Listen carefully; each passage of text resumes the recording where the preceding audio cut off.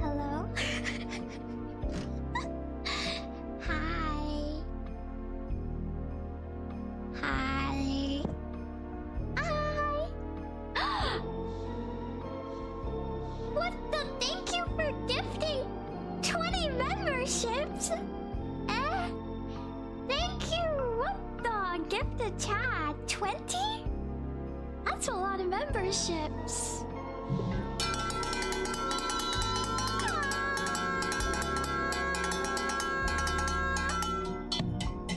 Thank you. Okay, wait. Oh my goodness! Ink and Coffee, thank you for the 20 subs! Thank you! Thank you for gifting 20 subs and...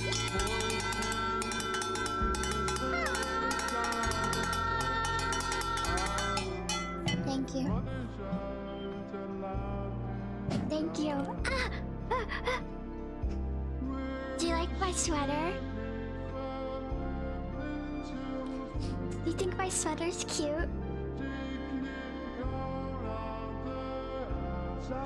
Yay! Looks very cute.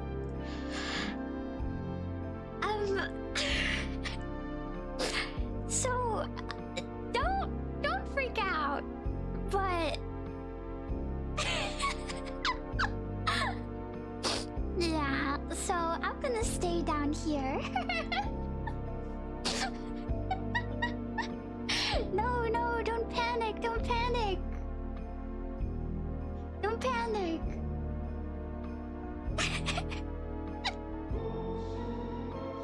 Why? Don't worry about it. Don't worry about it. I'm wearing pantsuit. You wanna see both my hands up?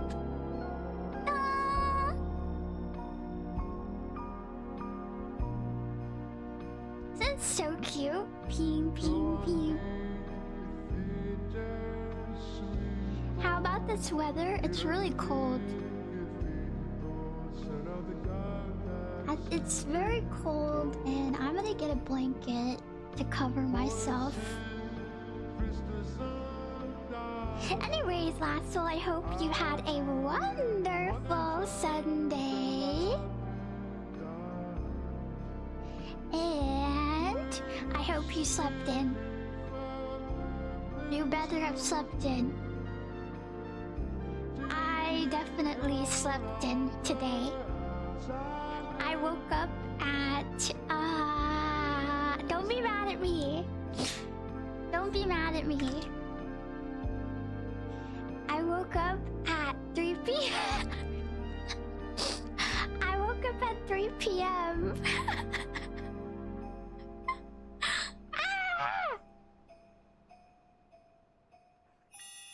I woke up at 3 p.m. today. Well, I actually woke up at like 8 in the morning, but then I went back to bed. I had a really weird dream, okay? And also, it's because I've been staying up super late. I do think I slept for 12 hours, though.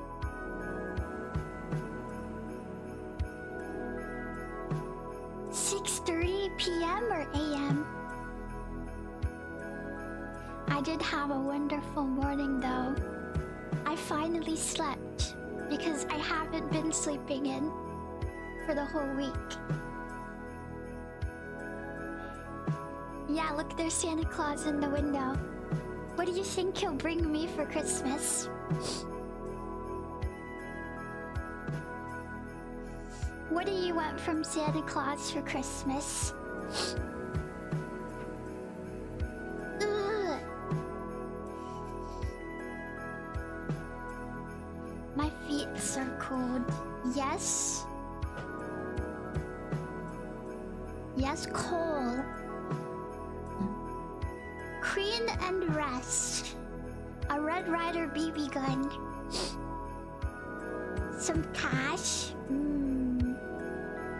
More cozy Lulu sticks. I mean, there's no shortage of that.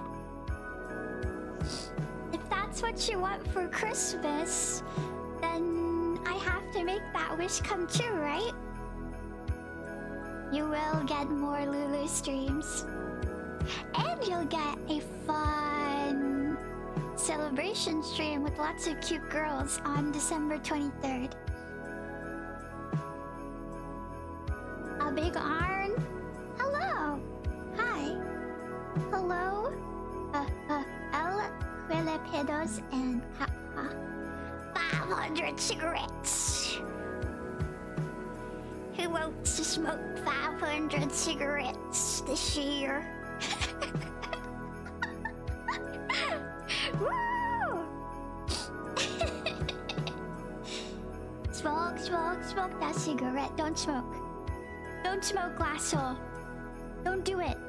Even though it looks really cool. Don't do something that destroys your body. Okay? Smoking is bad for you. No! No smoke cigarettes! Just drink alcohol. I'm kidding. I'm kidding, don't do that. Don't drink alcohol. Don't drink alcohol.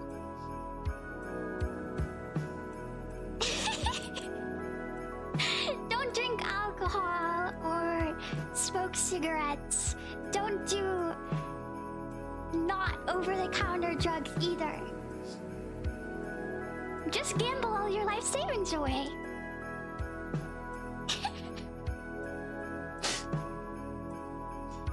Say ooh. But it makes me happy. Oh. Yeah. Let's do some poker. Let's do some Texas Hold'ems. How much are you putting down? 350? Okay, 350. I'll match it.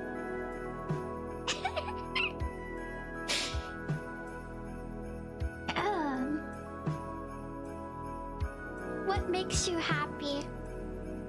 Lasso. The only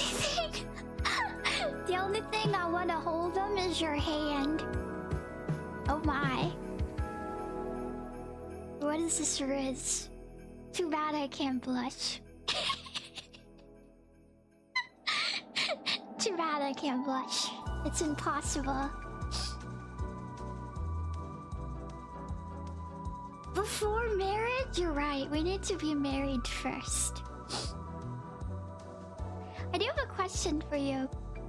What time of the year do you think it's best to be married?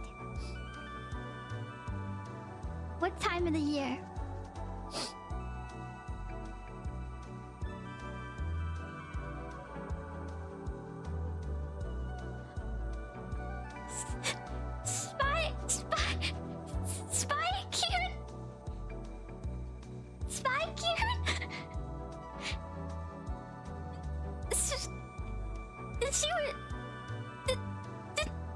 Does that say 100 gifted subs?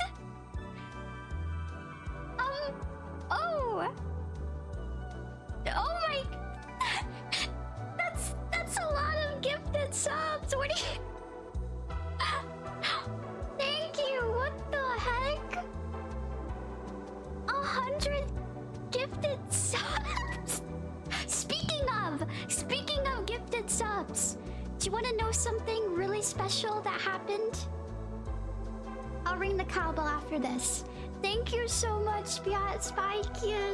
Thank you. A Christmas miracle. Anyways, you want to know something really special that happened? I was officially invited into the Partner Plus program. Yay! Partner Plus level 1 on Twitch. Thank you, Spike, and thank you. Mwah, mwah, mwah. That's a lot of subs. You don't have to, but thank you. I'm gonna ring the cowbell for a really long time, and I'm gonna yeehaw for a long time.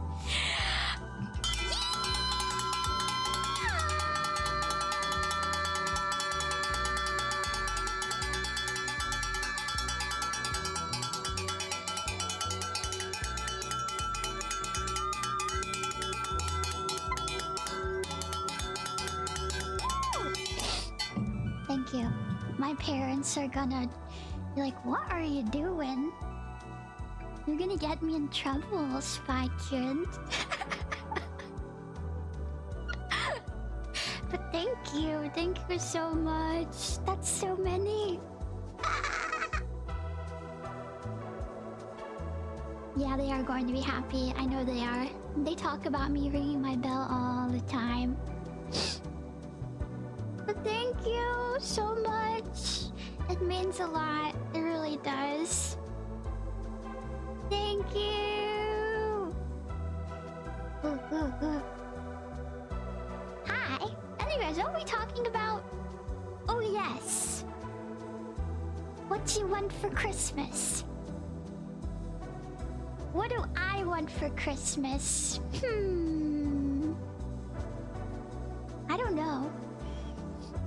This is hard. This is a hard thing. My mom asked me what I wanted for Christmas. I don't know. Hi, Lulu. Are you watching part 1 tonight or the whole re-explained? Depends on how much time I have. I'm gonna watch the timeline because I want to learn more about the Warhammer timeline. And then I'm gonna watch the re-explained because everyone's saying I should watch re-explained. Because there's some things that need to be fixed. Can I get a Big Mac? A Whopper? Junior double Whopper, Whopper, Whopper, Whopper, Whopper. I don't like Burger King. Don't crucify me, but I ain't no fan of Burger King. Hello, you look so pretty. Thank you. I'm glad that you like my outfit. I would share the whole thing, but it seems that an important part of myself is missing.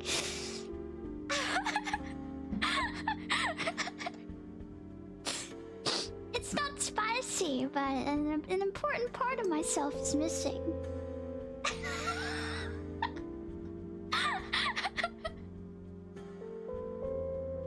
I'm sorry, it was too cute.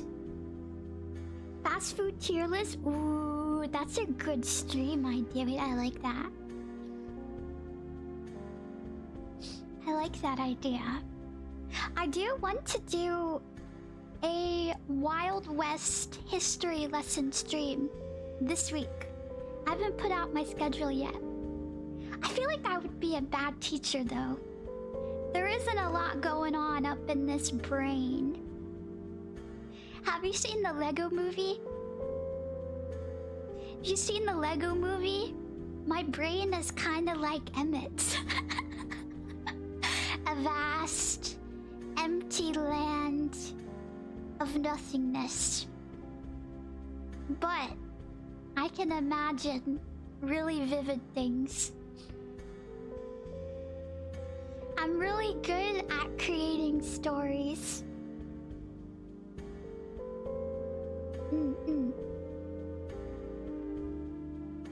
I really want to hear you talk about the Wild West, I know very little. I will teach you, no need to worry. We're gonna be learning about Tombstone, I think. My nephew loved that movie. Hey, I still like that movie. I still like that movie. I still like the Lego movie, okay? Yeah, we'll learn about Doc Holliday. I do like Doc Holliday a lot.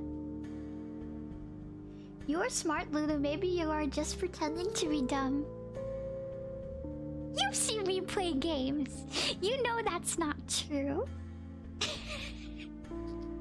You see me do plenty of dumb things. I'm not secretly a genius or anything.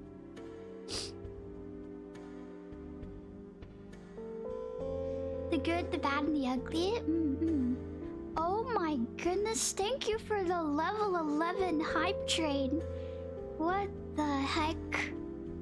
Thank you, Spikey, and thank you. Lulu's lying? What do you mean?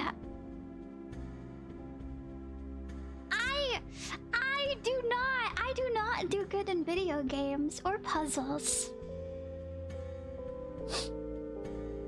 I do know some smart people hide their genius. Okay. Maybe it's your canon in your brain that I'm smart.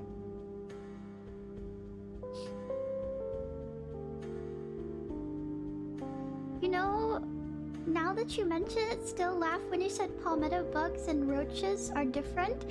They're definitely different. You cannot convince me. Roaches bite. Okay? And they're much smaller. Palmetto bugs are huge. They're definitely different. They're not a different species. They are definitely different.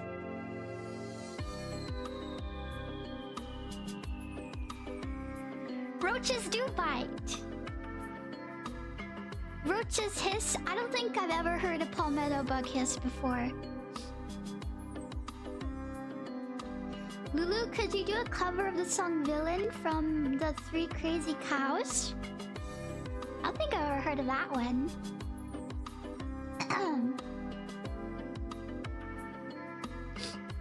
Lulu, how's it going? It's going amazing! I hope the music isn't too loud. Palmetto bugs. I've never been bitten by a palmetto bug before, and I've had palmetto bugs crawl on me. Now, I've had roaches bite me. I've had plenty of roach bites. Yeah. I've had roach bites, and it kind of just looks like a little bump, and it's really itchy. The palmetto bugs are extra crunchy. I've never squished a palmetto bug before. Since you're a cowgirl, would you moo as a cow or neigh as a horse? Moo! Cows are just... I don't know. They're so cute. They're so cute. And they're so sweet. Unless you're dealing with a bull that doesn't like you. And they also taste so yummy. Cows are my favorite animal because... I don't know, they're very cute and they're also very useful. Cows are also very big dogs. You didn't miss the 40k, we're just chatting a little bit before I start. Alright, y'all. Would you want a horse or cow for Christmas? Probably I could use another cow. I could use another cow. Every one day of the month, a cow always dances, so I guess you must have liked it. I just had good cow for dinner. See, cows are my favorite animal, but I'm okay with eating them. That's why I say they're a useful animal. You can get milk, you can get butter, you can get cheese, you can get beef.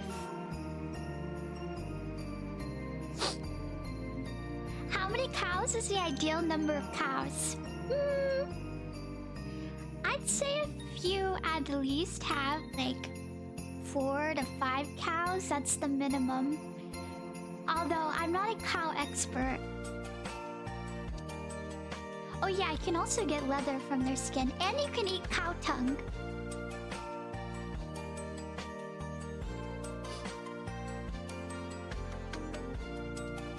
Yeah, you can also wear them too. I'm no cow expert though. Alright. Hi Lulu, you look extra cute today, thank you. I hope you like my sweater. It's very cute. I've heard cow tongue tastes good. I've never tried it though. I've heard that it's good on tacos.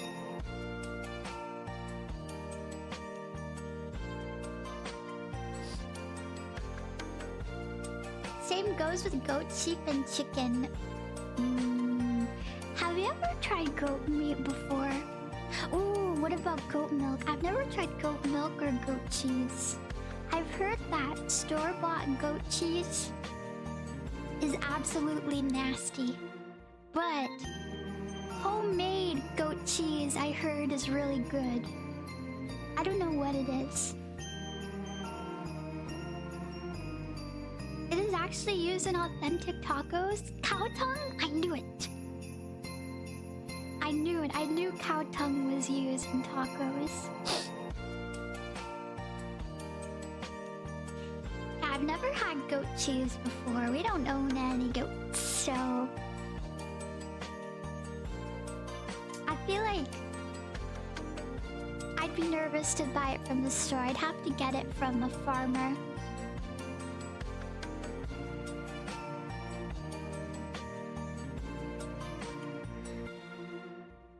Tacos de Laguna? Isn't it lake? No. No. Never mind. Forget what I was saying. Forget what I was saying. Okay, let's start some Warhammer! Warhammer time! It's Warhammer time!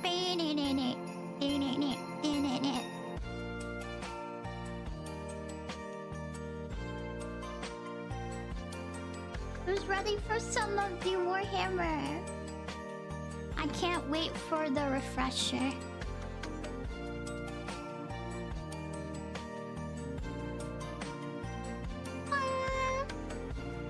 Woo!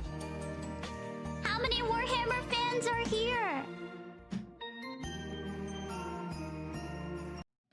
How many Warhammer fans are here? Speak. I must know who you are. Who are you? And who is your favorite faction? Which one is your favorite faction? Excuse me. Let's see. Warhammer lore timeline. Seeing a lot of me's. Who is your favorite faction? Thousand Suns. Imperial Guard. Add the mech and the Necrons. Excuse me.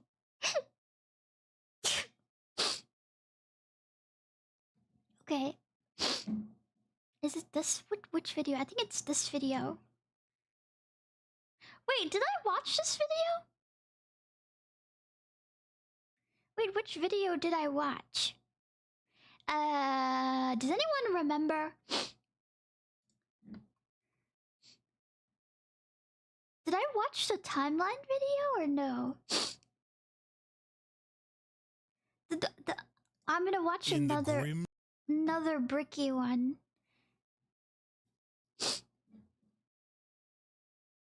Oh my goodness, I like Tyranids too. Okay. I'm not sick. I just have a lot of sinus issues. This is the... What is Warhammer 40k, and it's made 2 years ago, so... I think this is new. Right? This is probably new. Okay. I want to fix this. Thank you for the super chat. Hold on 1 second. 1 second. 1 second. 1 second. Bong. Wait. Bong. Dun dun. I think this is new. Thank you for the super chat. Have some soup. Yeah, I need soup. I'd smash the Tyranid. What? Can you explain to the class as to why Tyranids are made for inappropriate relations, sir? We would love to know. We're dying to find out why that's your wonderful take.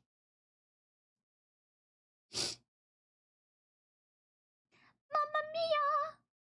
Mamma mia, let me go. Okay. Time to start.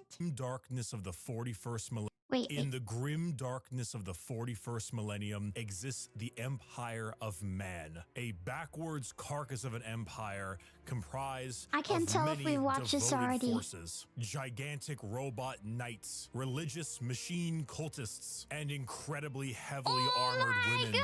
most likely with sweltering abs. And one must know what those abs I love this taste video like. already.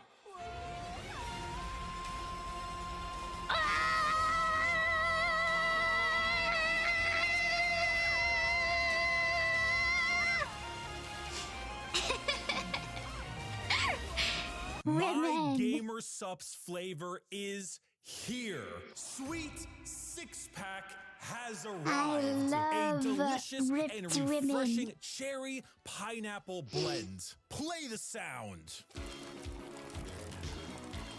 Awesome Gamer Subs. Yes, my Bricky's official Gamer Subs flavor is here. Sweet six-pack, not only in regular energy mode, How many of you like muscle women?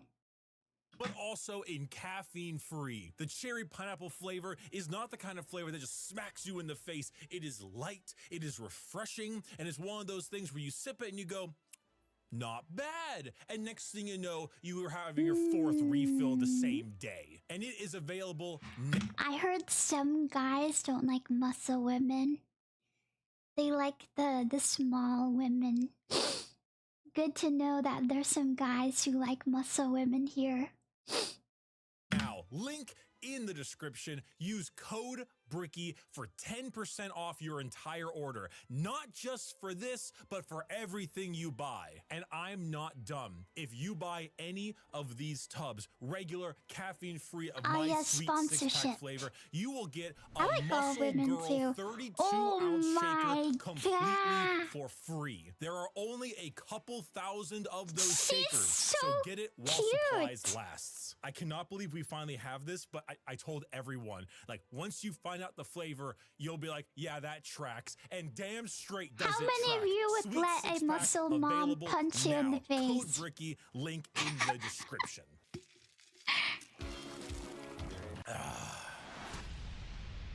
Alright, on to the video. Dun dun dun! The age of knowledge and That enlightenment kind of sounded like the Skyrim. Yeah. has ended. The age of darkness has begun. The age of darkness. Roughly 60 million years ago, there existed Okay, that's a long time ago. These aliens lived short, Ew. painful lives. They belonged to radiation-stricken worlds and often died of various cancers before the age of 30. These aliens, the Necron tier, looked up to the stars and found extreme beings of real power. Beings with the ability to create life. The Old Ones of the galaxy. They asked these Old Ones for help. Please cure us of our ailments. To which the Old Ones said, probably not. I don't know. Piss off. So the Necron tier gathered together and did the sensible thing. They declared war upon these old beings and were promptly beaten into the dirt back to their Every time I look at the Necrons, I see General Grievous. I see General Grievous And I see the skeleton guys from Ninjago. Short, painful lives. In the world of Warhammer, there is a hell. This hell is not like you and I know it. It's more of an afterlife, a place where dead souls end up. This place has many names. The Empyrean, the Sea of Souls, the Immaterium, and the Ether. But mostly, we just call it the Warp. While you and I know of hell as a place of horrors and punishment, the Warp isn't really that. Not in the beginning. It's energy, but the kind of energy formed from thought and soul. Psychic energy, where the dead soul— Hi everyone! Hold on. Let me see who raided. Who raided? Fluffans! Thank you so much for the raid. I'm LULULASSO, OI2K Gyaru Cowgirl of Texas. And right now we're learning about the Warhammer 40k lore timeline. I've watched the first 2 videos. Now we're watching the lore timeline, so I can learn more about the world of Warhammer. Souls of people end up in a place that is impossible to understand. No laws of reality exist. Like, time is merely a suggestion, and it is not something that can be braved easily. The Warp would be like sailing the ocean in a pirate movie. To jump from your ship would be certain death. To stay in the sea for too long on your boat could drive a man mad. And there are many dangerous things lurking in those depths. Yet, the sea is not evil. It simply is. Is there warp monsters? There are more malevolent beings in those waters. Areas that you do not— I don't know who this is. Is this Corn? I don't know. He has a stomach mouth. Sail towards. This would be known as the realm of chaos. The realm of chaos exists in the Warp as a special area led by 3 chaos gods. Corn, the god of combat, murder, and slaughter, with a pile of skulls taken in his name. Tzeentch, god of change, mystery, and deceit, a confusing paradox of lies, schemes, and sorceries. And Nurgle, god of rot, pestilence, and Genshin but his name is cute. All things rot in the end. And Grandfather Nurgle is waiting for you with open arms. These gods ruled their respective realm in the Warp, sending their many followers against each other in the great game to be the most powerful of all the gods. So the Warp exists. Hell is real, parallel to our galaxy, with the realm of chaos and its gods fighting for control. Look at his cute little smile. Aw, everyone say hi, Corn. Hello, Corn. But there are also gods of real space, gods of the normal world too. They're called Catan, and they eat stars. Do you think God stays in heaven because he too lives in fear of what he's created? These star gods saw the plight of our poor— I mean, every time I assume he looks at the Twitter timeline and sees how deranged and sees the weird furry art, he probably is very disappointed in us. Anyways. Or Necron tier, and how the old ones cast them aside and said, you know what? You guys want immortality? Oh, we will make it happen. We are the gods of the tangible, of real space. We can give you a cure. So then they ate all their souls. Oh, real. And turned them into robots. This is why you never trust anyone who goes up to you and is like, I can give you immortality. I can give you the elixir of life.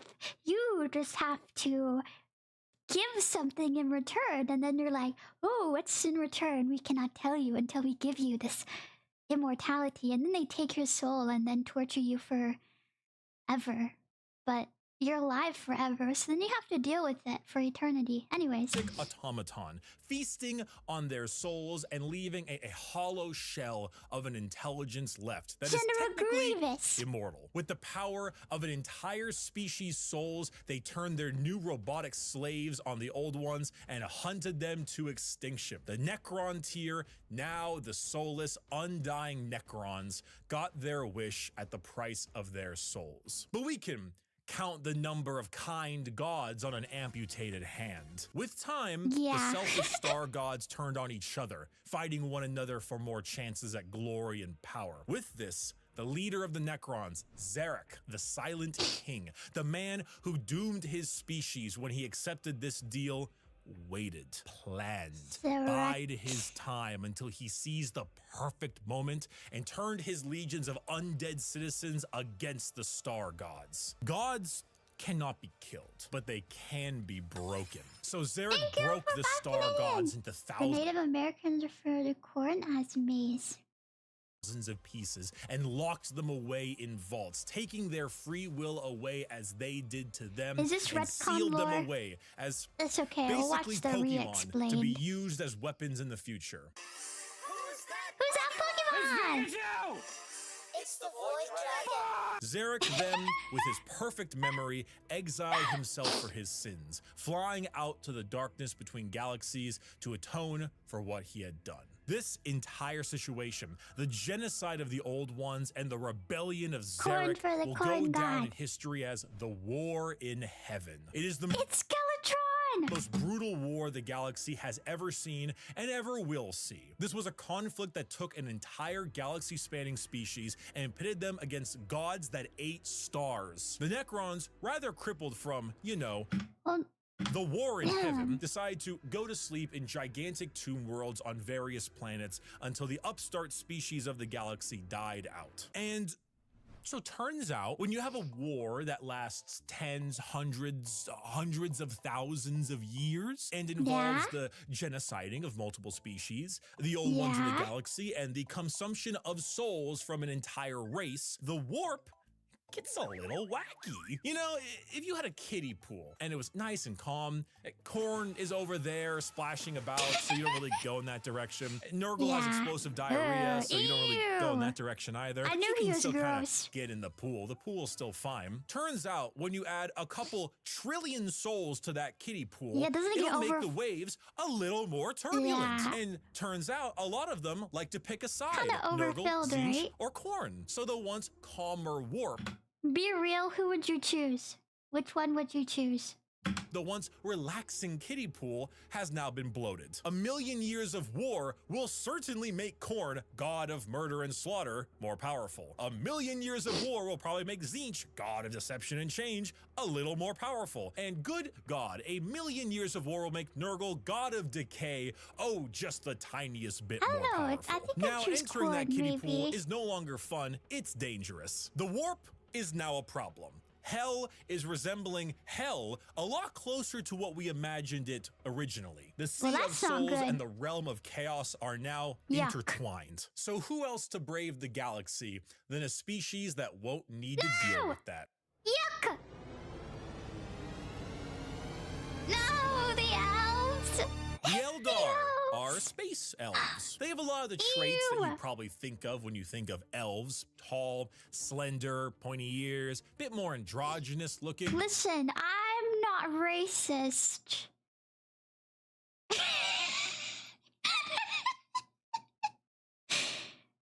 Against elves?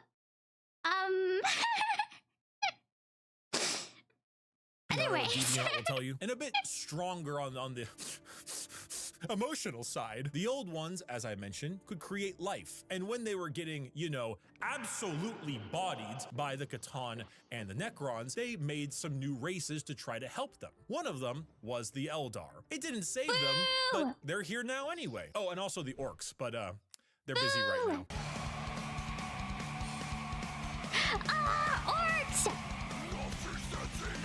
The Eldar are a particularly psychically powerful race, so they were really adept at being able to handle the new turbulent warp of chaos and good at killing Necrons, hence why they went to sleep. Being psychically gifted is basically like being a wizard, but you get your wizard powers from hell. This is called being— Remember, Lasso, you must stay a virgin till 30, and that's when you get your wizard powers. We can be wizards together, okay? You promise? being a psyker. And basically, if you want to do cool wizard shit like lightning from your hands or reading someone's mind, Like Palpatine!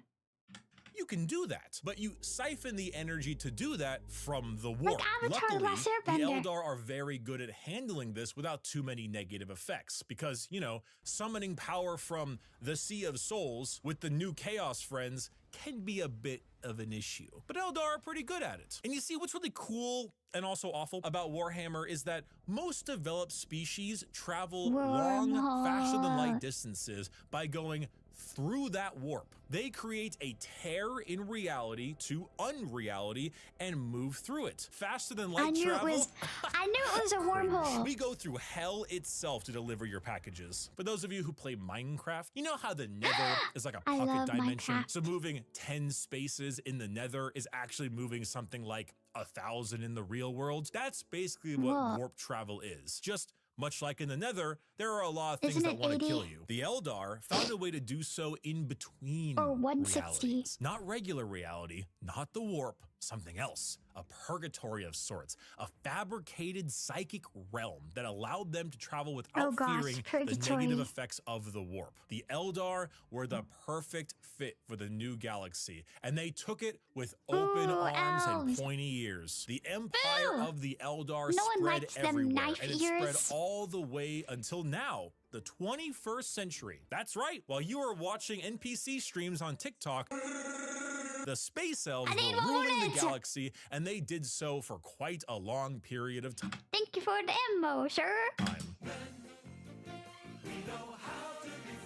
The 21st century came and went. Humanity grew and grew, all under the nose of their elf overlords. At this time, humans advanced. Your classic sci-fi style way. We began to expand, colonize our solar system, terraformed our planets, created new and more powerful machines and starships. The age of Terra, also known as Earth, but we call it Terra. There was here, raiders? was here. And wait, let me see. Oh my goodness! What the heck? Thank you, Tomoe, for the raid. What the? Thank you. I didn't even see I was raided. Thank you, thank you, thank you, thank you, thank you. Hi, Tomoe and co. I'm LULULASSO, Y2K Gyaru cowgirl of Texas. Sorry, I was locked into Warhammer.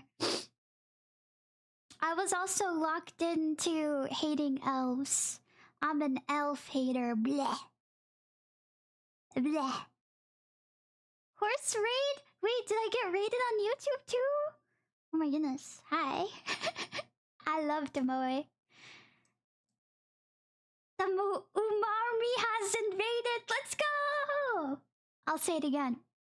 I'm LULULASSO. I'm a Y2K Gyaru cowgirl of Texas.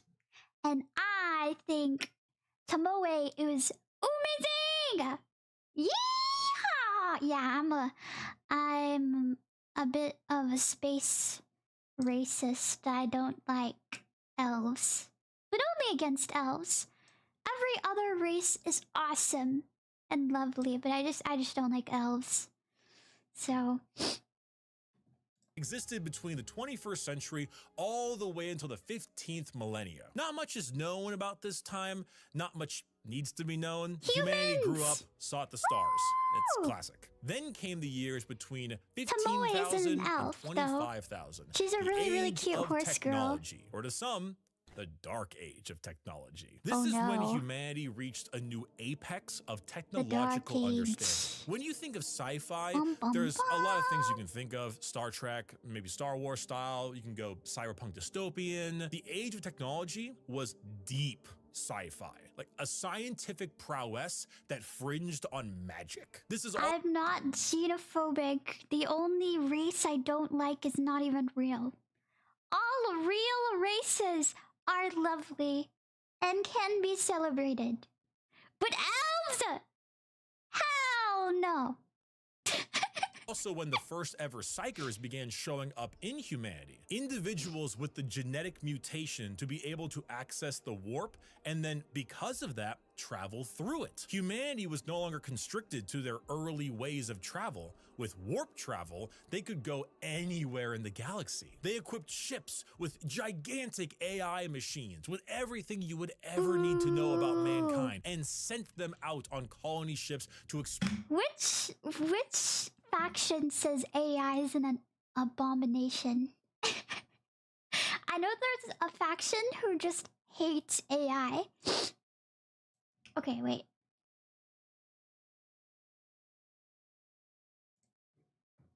expand their influence across the galaxy. Awesome. This was truly the golden age of humanity. Captain Sharky, thank you so much for resubscribing. Oh, by the way, to the Umarmi, that's a real cowbell. And with every golden age, there is a fall. Oh, there's a femto. Oh no! Who's the femto? While the new human upstarts of the galaxy were reaching new levels of technology and prowess, the equivalent to Eldar Griffith were engaging in debauchery. I knew it!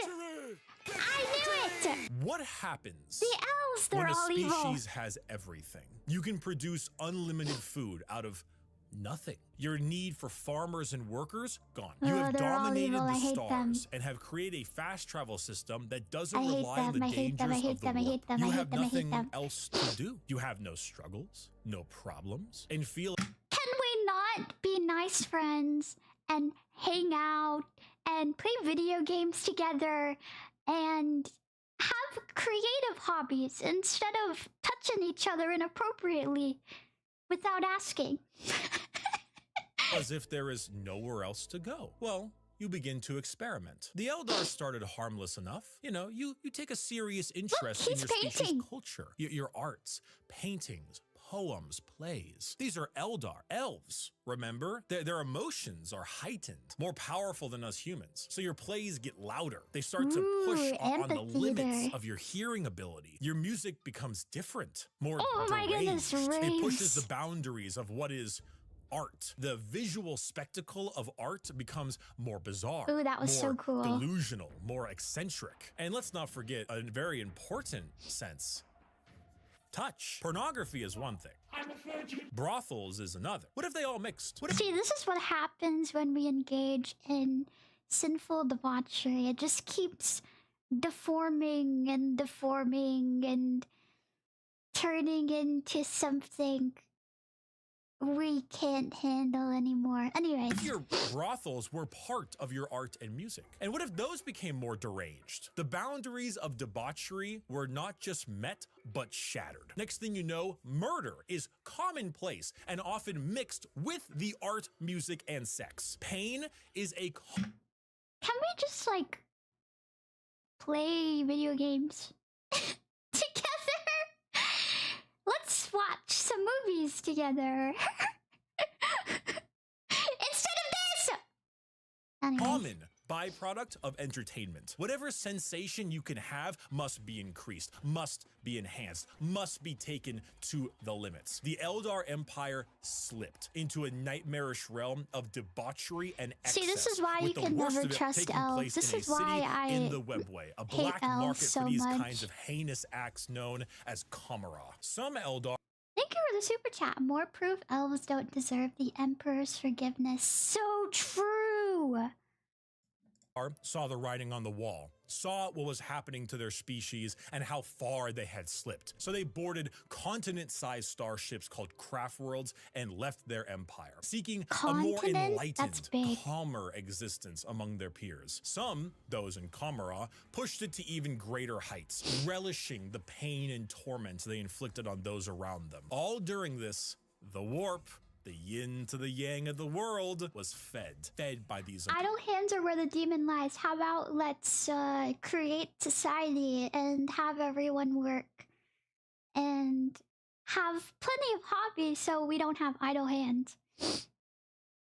emotions, by the psychic power of the Eldar, by the souls taken in these depraved acts on a galactic scale. And just like that, Eldar ended. Slanesh, the fourth Good. chaos god was birthed This into is existence not good. and consumed the souls of 90% of the Eldar population. Those that fled were spared the worst of it, and those in the Webway and Kamara were able to stave off the pull of This is Slaanesh bad. so long as they All continued elves to dying commit is horrid good. acts of torture and violence. But for the majority of the Eldar, their empire died with Slaanesh's birth. The new fourth Oh chaos my god, goodness, he she's who pretty. thirsts, the god of unspeakable excess of pleasure, pain, hedonism, and perfection. This is had bad been too. born. With the fall of the Eldar Empire came the ruin of humanity. Slaanesh's birth sent storms in the warp across the galaxy, making travel between Well, that star sound good. systems impossible. Coupled with a huge classic AI rebellion, as a staple in these sci-fi settings, humanity began to suffer the age of strife. Now,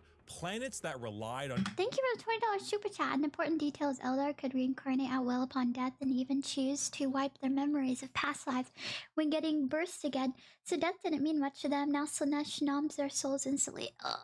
Why? Why do elves get to live for eternity? They're like the worst race. intergalactic travel were completely They're a cut bunch of off. Epstein Long-range lovers. messages normally Yeah, sent seems through the like warp something were that the elves snuffed would out. If you make. were a planet that was great at mining stuff but couldn't get food, well, you know that movie about the rugby players in the mountains? Oh, and because of these insane warp storms and fluctuations, psychers began to So what I'm hearing is that elves are Epstein lovers. Got it. appear among the human population a bit more often. Now, this initially had them hunted The down Eldar as were witches, probably 'cause on that's the pretty island. common in this. Castlevania, no! setting, but some deemed it right to protect them. Unfortunately for those people, psychers, because they open a gateway to the warp, don't really know how to use their powers well, and they kind of attract demons, who then force their way through the psyker as a conduit of sorts and begin to slaughter the population of your planet. The Age of Strife was a catastrophic period of time for humanity and set back their progress tenfold over the not one, not two, but 5,000 year period. During this time, the age of humanity that we know began to form. Worlds My goodness, someone needs to check your hard drive. What do you mean you love Dark Elder? They're as worse as the Slanesh. The only reason why they're still alive is because they're like, I don't know. Anyways, nobody tell her one of the Emperor's son, the dude in charge of the Imperium, has a Goss Dami Mommy elf wife at the moment. He knows what must be done. The bloodline must continue. equipped with large mechs for agriculture began to equip them with weapons to defend from alien and demonic invaders. Over 5,000 years, this became a custom and tradition, dubbing them as Night Worlds, a feudal society of honor-bound knights in gigantic robots that uphold the chivalric code to defend their worlds and honor. A group of individuals on Mars after Oh yeah, if I didn't say thank you for the super chat, thank you for the lore drop of the Dami Mommy wife. Heresy! Anyways, radioactively bombing their planet to become inhospitable to human life, ran their entire lives underground on the few life support systems keeping them alive. Those technicians who could work on the machines and keep them operational were revered, and over 5,000 years went from skilled members oh my of society. goodness, thank you for the $50 super chat. So I'm late, but I have to be that guy. If you really want to get into Warhammer, oh my goodness, wait. If you really want to get into Warhammer, either you or your fan, just try to avoid Bricky. He gets a lot wrong. Mostly for accurate lore, see other Archcast, and Pontius. Okay, we'll finish this video though. To full-blown priests. The cult Mechanicus, or tech priests of Mars, formed in the ashes of the Red Planet with a religious fervor and doctrine on the cult of the machine god. And on Earth, or Terra, techno-barbarian tribes waged war across the planet in a Mad Max style of blood and gore, until finally, a mysterious man who lived in the shadows of Terra for millennia finally revealed himself to the populace. His name was the Emperor. He deemed himself the Emperor of Mankind. Where did he come from? I don't know. Why is he 10 feet tall and the most powerful psyker of all of mankind? What race is the Emperor? Is he I don't human? know. Why is he basically immortal? I don't know. Wow. Where'd Cotton Eye Oh my goodness, Cotton Eye Joe! Where'd you come from? Where'd you go? Where'd you come from, Cotton Eye Joe? Beep, beep, back that, oh, I've been married a long time ago. Where'd you come from? Where'd you go? Who knows? But he's here, and the he Emperor isn't has happy very with all of long you and ripping up luscious Terra. hair. So he began the Unification Wars, where He's like in a L'Oreal Paris ad. he and a very early version of the famous Space Marines, I'm the cold. Thunder Warriors, reunited Terra under a single banner. With blood. Then, after taking over Earth, he reunited the Thunder Warriors into the fucking dirt. This is where we get the Imperium of Man, also known as the Imperium. The new faction headed by the Emperor of Mankind with a treaty signed I'm not with going the to say Cult my Mechanicus thoughts on his Mars appearance. to spread out and reunite humanity after the catastrophic Age of Strife. But first, the Emperor is going to need some smaller versions of himself. 20 of them, 18 of them, I meant, gene-crafted sons. Thank you for a super chat. Ricky was relatively casual when he made this video. He's a lot more competent half a decade later. Pancreas, no work. This video is like 2 years old though. Of the strongest human to ever live. All of them possess unparalleled strategic power, intelligence, I like that formidable guy. strength and size. A real powerful Looks like force the to unite Viking. humanity and stop the chaos of the current galaxy. I'm Speaking cold. of chaos, you ever seen that image of that guy? It's like throwing the baby like a basketball. It's about what happened. The Chaos Gods intervened and grabbed the 18 Leon Kennedy? Primarch gestation pods and yeeted them across the galaxy at a whim, everywhere they could possibly go. A galactic game of keep away. So the Emperor had to get them back. So begins the Great Crusade. A crusade across the stars to reunite not the just Crusades humanity, didn't go but well. the Emperor with his fallen sons. Hopefully this one the goes first to well. be found was Horus. Horus. One of the strongest and most noble sons. The Emperor carried with him a legion of newly crafted warriors with genetic material made from their Primarch father. These are the newly made Space Marines. For Horus, his were the Luna Wolves. And as the Emperor continued My on his back is great cold. crusade, he found more and more of his sons, reuniting them with their individual Space Marine legions. Leman Russ, the cunning hunter with the Space Wolves. Rogel Dorm, the phalanx with the Imperial fists. Angron, the barbarian, the very must be angry very with angry. his world eaters. Fulgrim, the perfect with his Emperor's children. And Jagatai Khan, the swift, looks like the Lotor. stoic, and his white scars. Those Not him, were the just some of purple the guy. 18, and one by one his lost Primarch sons were returned to him, and their Space Marine legions returned to them. The Great Crusade saw humanity once again reconquer the stars, returning worlds of humanity back to the Imperium and killing any and all who stood against their noble crusade. But in the years of the 31st millennia, treachery would break this all apart. Men! Horus, the Emperor's most beloved and favored sons, named War Master for the Crusade, succumbed to the power of chaos and daddy issues. All because of that bastard No, Erebus. not daddy issues. He looks like the guy from the Society of the Blind Eye episode from Gravity Falls. I don't know why I brought that up a second stream, but Erebus. Slowly, Horus would become corrupted, turning the Emperor's sons against him. This begins the most pivotal moment in our story, and the one that has Horus like Space 50 Marine. books written about it. The Horus 50 Heresy. books? Half. 9 Horus of the 18 Heresy. Primarchs turned against the Emperor, and the following years were a bloody battle for the throne of Terra. The Emperor originally was working on a special webway project, just like the Eldar, to make faster-than-light travel significantly easier and safer. Really improve humanity to allow them to conquer the stars without the risk of the warp. Well, this big red idiot named Magnus kind of blew a hole into that.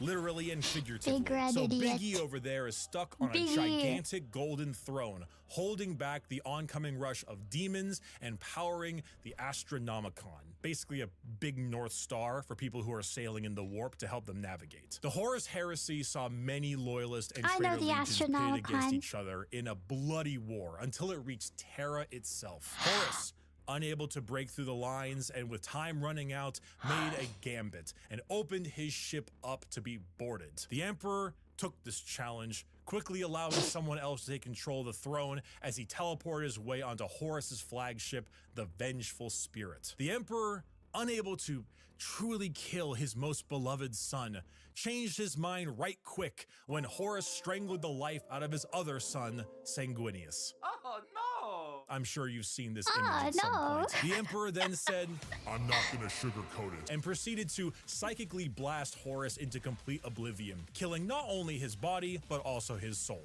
Go off, Emperor.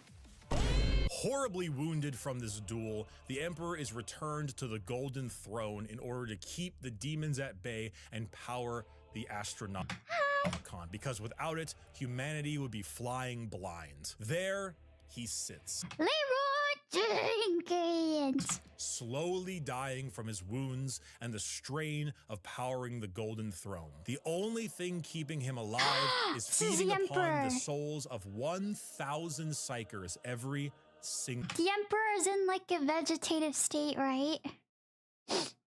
day. This was 10,000 years ago. We are now in the 41st millennium, modern day.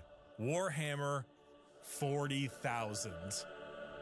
Ooh.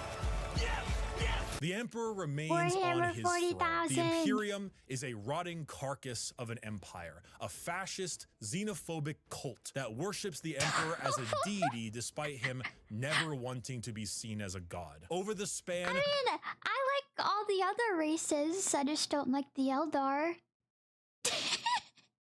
I just don't like one of them. Oh, there's raiders? Wait, who's the raid from? Hello, hi. of 1 million worlds, the ecclesiarchy, the church Good of raid, the thank Emperor, you. is spread throughout.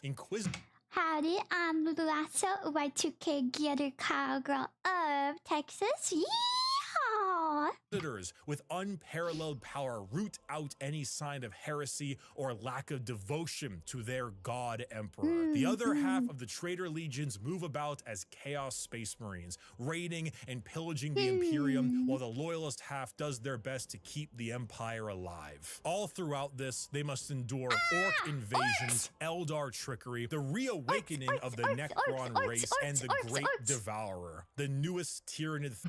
Hope you have a great rest of your stream. Thank you, Sin. Thank you for the raid. Threat from the darkness between galaxies that has arrived to feast on their worlds.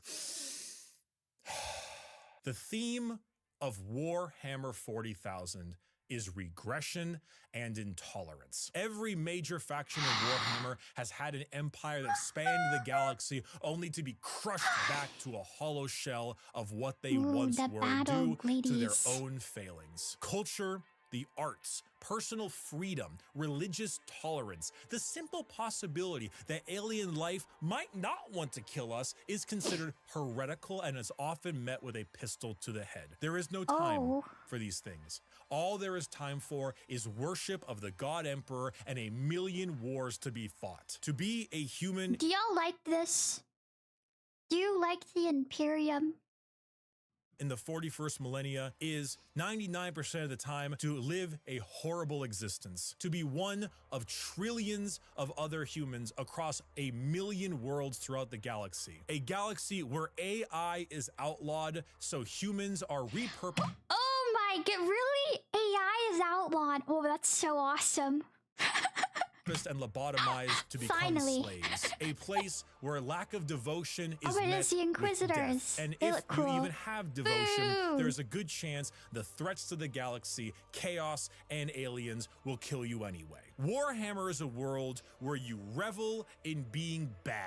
There are protagonists, there are antagonists, but every faction is some shade of evil. Because playing the bad guys is always more fun. And my friend, you have a selection. So pick up that las gun soldier, you and the other 3 million men and women in this single 3 deployment million. on this single world in this single Wait, there's women?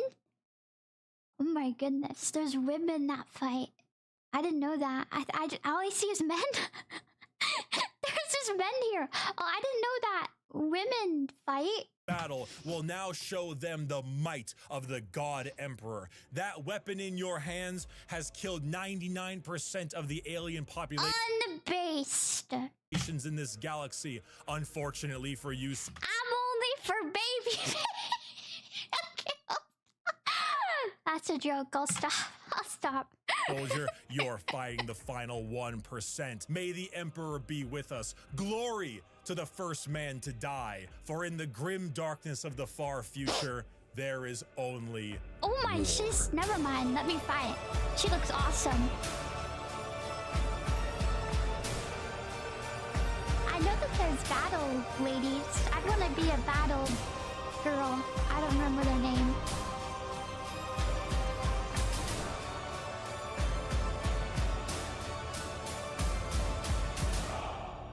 Closest thing to good is the Lamenters Chapter Pro. Wow. Sisters of Battle, Sisters of Battle. Yeah, I don't want to be a Sister of Battle. Either that. I feel like the most... not relaxing, but the most drama-free life you could have is being a Nid. Okay. I'm gonna find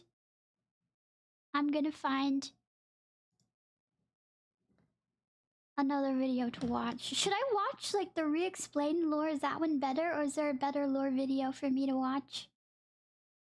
What's the most accurate lore video, you'd say? Warhammer experts.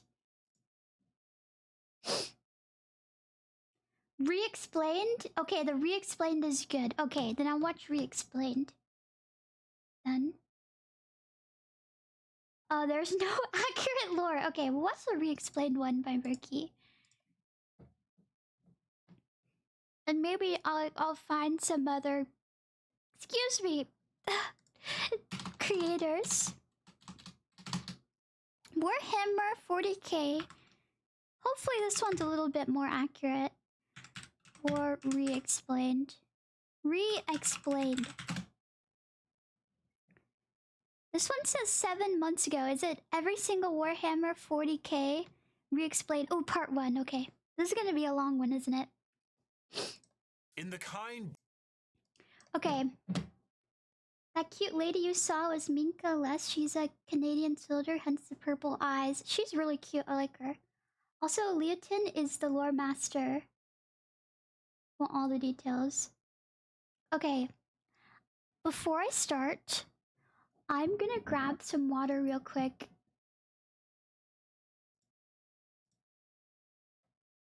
Hold on. I'm gonna grab some water. I guess my hat is chopped off. I'm gonna grab some water, okay? And I'll be right back in like a couple of minutes. That's okay. I do wanna put on some music for you though, before I start. Everyone stay here! I'll be back in like 2 minutes, alright?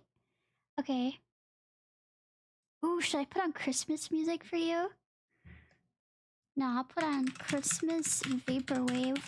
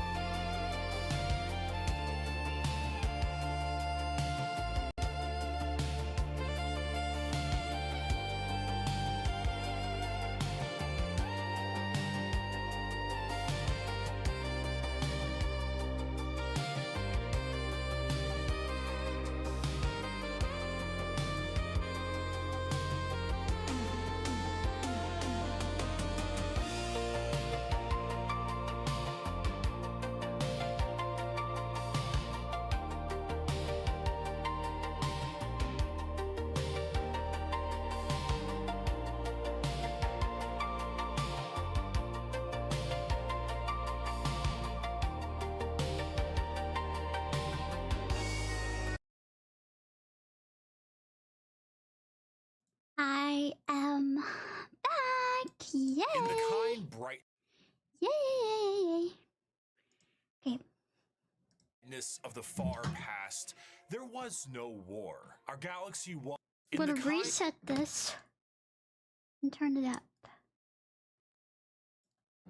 Okay.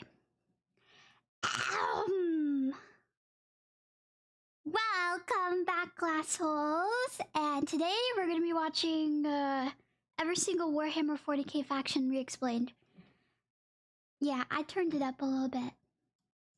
So I guess this is gonna be a fixed version of what we watched last stream.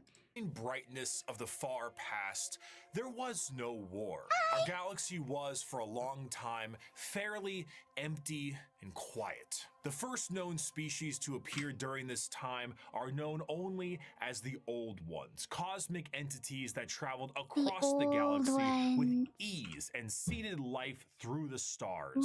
Shortly thereafter, a new species began to arise. The Necron tier, evolving under the harshness of a devastatingly powerful Hey, we know star. who the Necron are. Short-lived and irradiated Necron tier try to find the secret to eternal life and to be freed from their terrible existence. As they expand through the stars, they find the Old Ones and they plead to them to share the secrets of the universe and grant them purchase from their short and painful existence. Immortality. The Old Ones respond with Yummy. a lol Delicious. and a lamau. And Literally. with their immense power, they force them back to their homeworld. The Necron tier You want immortality from us? Get out. filled with rage and hatred make it their duty to get revenge on the Old Ones. A revenge that would come swiftly as a chance encounter with other gods gave them a solution. These other gods were known as the Catan, a race of highly powerful star-consuming entities. Do not Yummy fear, stars. young mortals, for we, the Catan, will provide you with the immortality you seek. Come now, won't you shake a poor sinner's hand? Psych! You got the wrong number, bitch! Quoted from Mephetron, the Deceiver. The Necron tier accepted the Catan's offer of immortality, but believe it or not, this turned out to be a ruse. A trick. The Catan crafted gigantic furnaces and began the process of biotransference. The Necron tier willingly walked line by line into the furnace engines made by gods who devour stars and had their souls consumed instead. The short-lived, irradiated, and cancer-inflicted race of the Necron tier ceased to be. Let me make a deal with the Deceiver. That is such a great idea, right, Lasso? Let's shake the hands of a guy who's literally named Deceiver. Surely he won't double-cross us, right? Right, Lasso?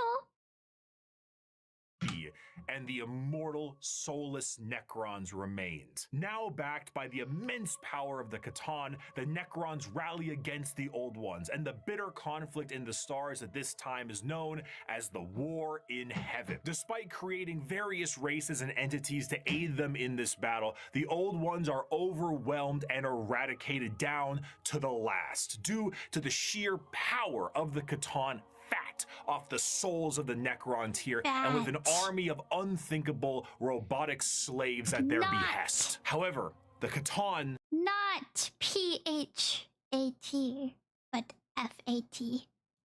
are greedy, spiteful gods, and when there was no foe worth killing, they turn on each other. The Necrons then put their sights towards the Catan and lay waste to them, securing their freedom. The once subservient Necrons now control their former masters, worn out and weak. I need to straighten my posture.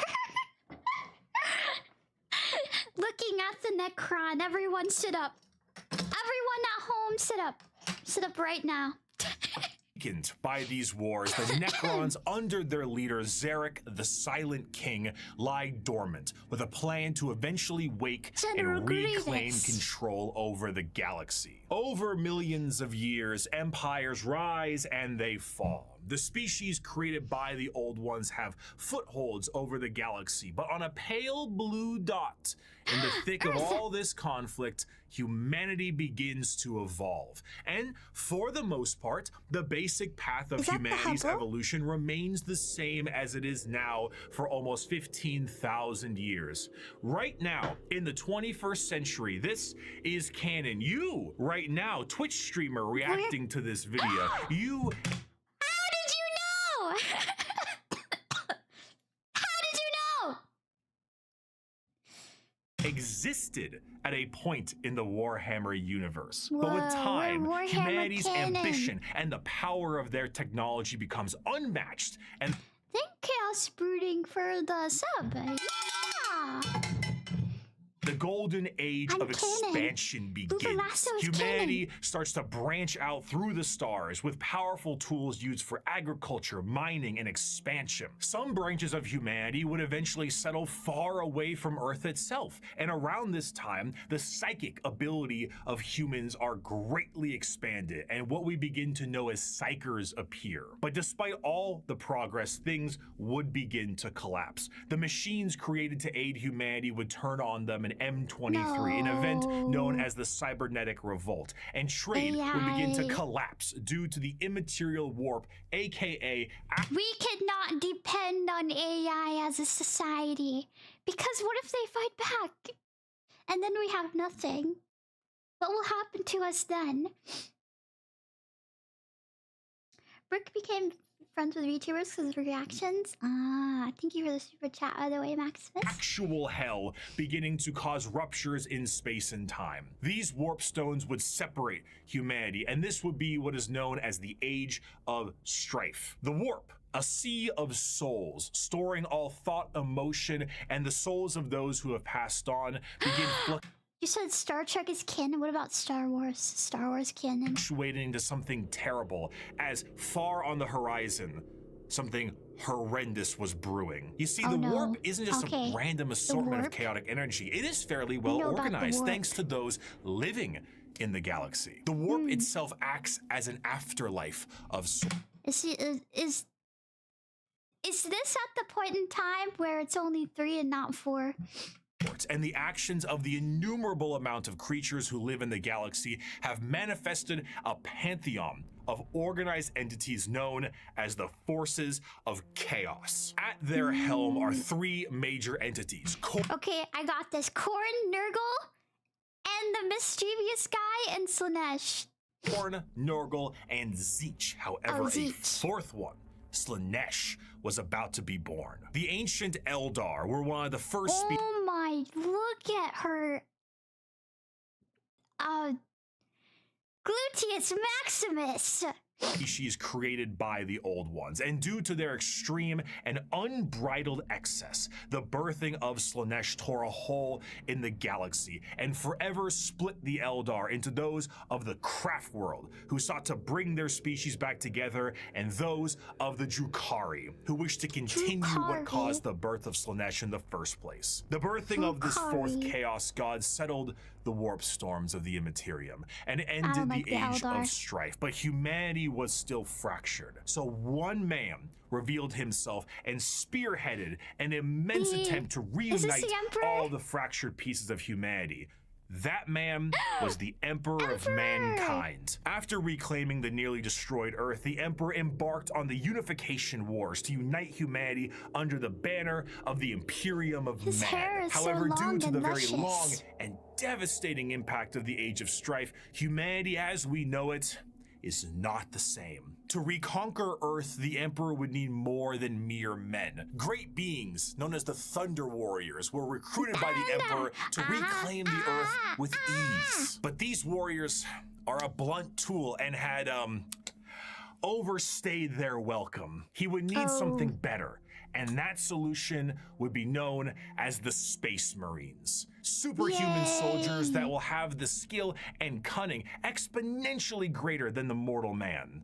Which faction do you think is the most popular in Warhammer? These new warriors would be commanded by an elite group of his very own sons known as the Primarchs. Unfortunately though, Daddy didn't charge the baby monitor, and his 20 18 suns would be stolen by the forces of chaos and Space scattered Marines. across the galaxy. This would begin the Great Crusade, a monumental task to take back the stars in the name of humanity and reclaim the lost Primarch suns. However, he would need the fires of industry to make this happen. Looking to the distant cousins of Mars, the Emperor signed a treaty with the technologically irradiated hellscape of the Red Planet and allowed the cult of the machine god, the Mechanicum, to supply his crusade. While Space Marines were the tip of the spear, their numbers pale to the vast might of the Imperial Army and Navy. The Astra Militarum and their seemingly endless numbers make up the bulk of the fighting force for humanity, supplied by the intelligence and prowess of various agents of the Imperium, such as rogue traders and assassins. Due to the lack of connectivity between the worlds, what a society had become over thousands of years became mysterious and Aren't we linked with the... I don't remember their names, but they worship machinery. They're like the Brotherhood, but not really.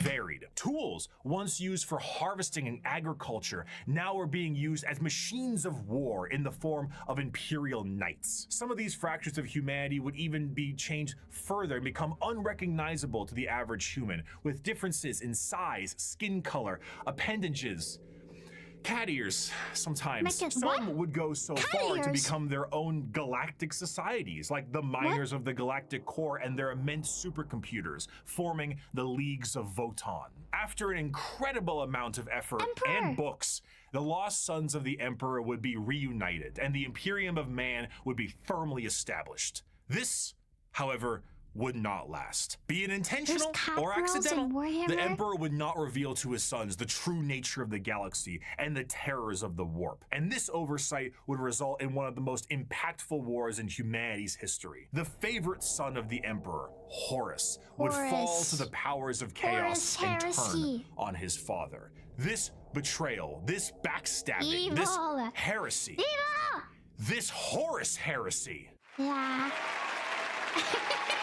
Would result in a split in the Imperium with devastating consequences. Half of the Emperor's loyal sons would fall to chaos and become the Chaos Space Marines, along with the forces of the Dark Mechanicum and the Chaos Knights. The conflict would result in the absolute obliteration of Horus and the physical death of the Emperor himself. The near-dead body of the Emperor would be placed on the Golden Throne to serve as a beacon of humanity and allow for the continued ability to travel the stars, protected by his most loyal, the Adeptus Custodes. The Imperium would be vulnerable during this age of rebirth, and Terra would find itself under siege by one of the most formidable species in the galaxy, the Orcs. As time went on and memories of the Emperor's vision began to fade, the Emperor would become less of a head of state and more of a religious figure. And the Imperium would change to reflect this. The leadership on a planet would be at the behest of the High Lords of Terra,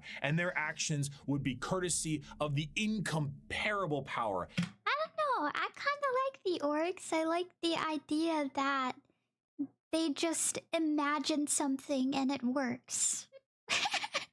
And authority of the Inquisition. The zealots of the Imperium would intensify and create a brand new era known as the Age of Apostasy. And this ecclesiarchal command of the Imperium would end up with one of the strongest fighting forces of Terra, the Adepta Sororitas. Over time, this age would come to pass, and we would approach the 40th millennium of Warhammer 40,000. Which, you guessed it, would come with its own form of problems. A primitive species, once found during a recon mission, would be able to evolve in relative secrecy for 6,000 years, becoming a highly advanced coalition of aliens known as the Tau Empire. And if the threats of the galaxy weren't bad enough, there are threats from outside the galaxy. As a monster has begun to wrap its tendrils around the Milky Way, the Tyranids, monsters that serve a psychic hive mind and present tactics previously unseen in the Milky Way. Be it a direct assault with their monstrous bug-like presence or through the more covert gene stealer cults, the presence of yet another threat in the galaxy is proving to be overwhelming to the Imperium. In the 41st millennium, there is no peace among the stars. At any point, your It's life an can orb. and will be threatened by the Xenos races uncountable, or by the arch enemy of chaos within, Tyrant. or by the decroded terror that is the Imperium itself. It is to live in the cruelest and most bloody regime imaginable. Forget the power of technology and science, or the safety of promise and understanding. For in the grim darkness of the far future, there is only war. Oh my goodness, cool intro. Explained again. I wonder what's gonna be different about this one. A fantastic job once again, Mr. Kurz, the Night Haunter himself. Oh, didn't you love that, my faithful audience? Once again, we have another criminal over the course of 6 hours go. break every single bone in his body. And with that, Oh, once no, again, that our sound glorious good. leader has brought the Owie. crime rate to 0%. He broke all 206 bones? Hi, Mokia. Always brought to you here on Nostroman News. I'm your host, Bricky. Thank you once again for joining us. Our top stories for tonight. The weather forecast appears to be Nostromo rainy News. with extra dark, so make sure you pack those Oh. extra batteries for your lamp packs. And of course, let's not forget the fantastic gang violence problem we're currently having. Oh, I'm sorry. What's that? Gang Oh, right. violence. It's gone. Woo! No more gang It's looking to be a violence. chilly one tonight as well, so make sure your skin capes are nice and tight. Yeah. Sweetie, would you like me to iron your skin cape? Wait, hold on, one moment. No. Adamantium reserves have tripled? Wait, I'm sorry. Tripled? Self-harm rates have gone down to 0%. Oh, okay, that's the good. Night Hunter smiled? No way. No. What is going on? This could only mean one thing. It is the Strawman News' great privilege to bring some color back in your life with the brand new 3-part Gamer Subs drop exclusively on this here sponsor news time. network. That's right, your esteemed host Bricky myself is dropping a 3-part Gamer get Subs your release Gamer for Subs. pre-order available now and only for a couple of weeks. Not only does it include a completely brand new artwork reskin. Your Gyaru Cowgirl will one day work with Gamer Subs. One day they will accept the Gyaru Cowgirl.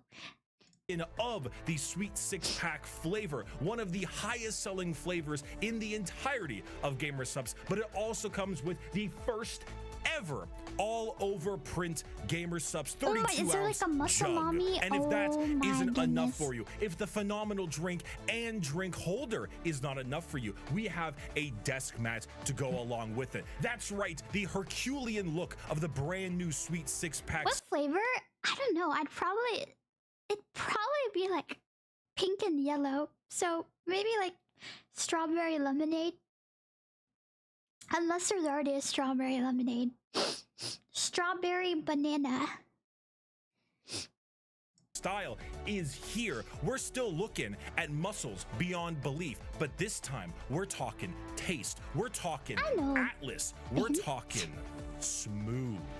And Oh if my that goodness, wasn't she's enough, beautiful. I, your co-host specifically, should you pre-order all 3 of these items, will personally hand sign a note for you, thanking you for supporting this network.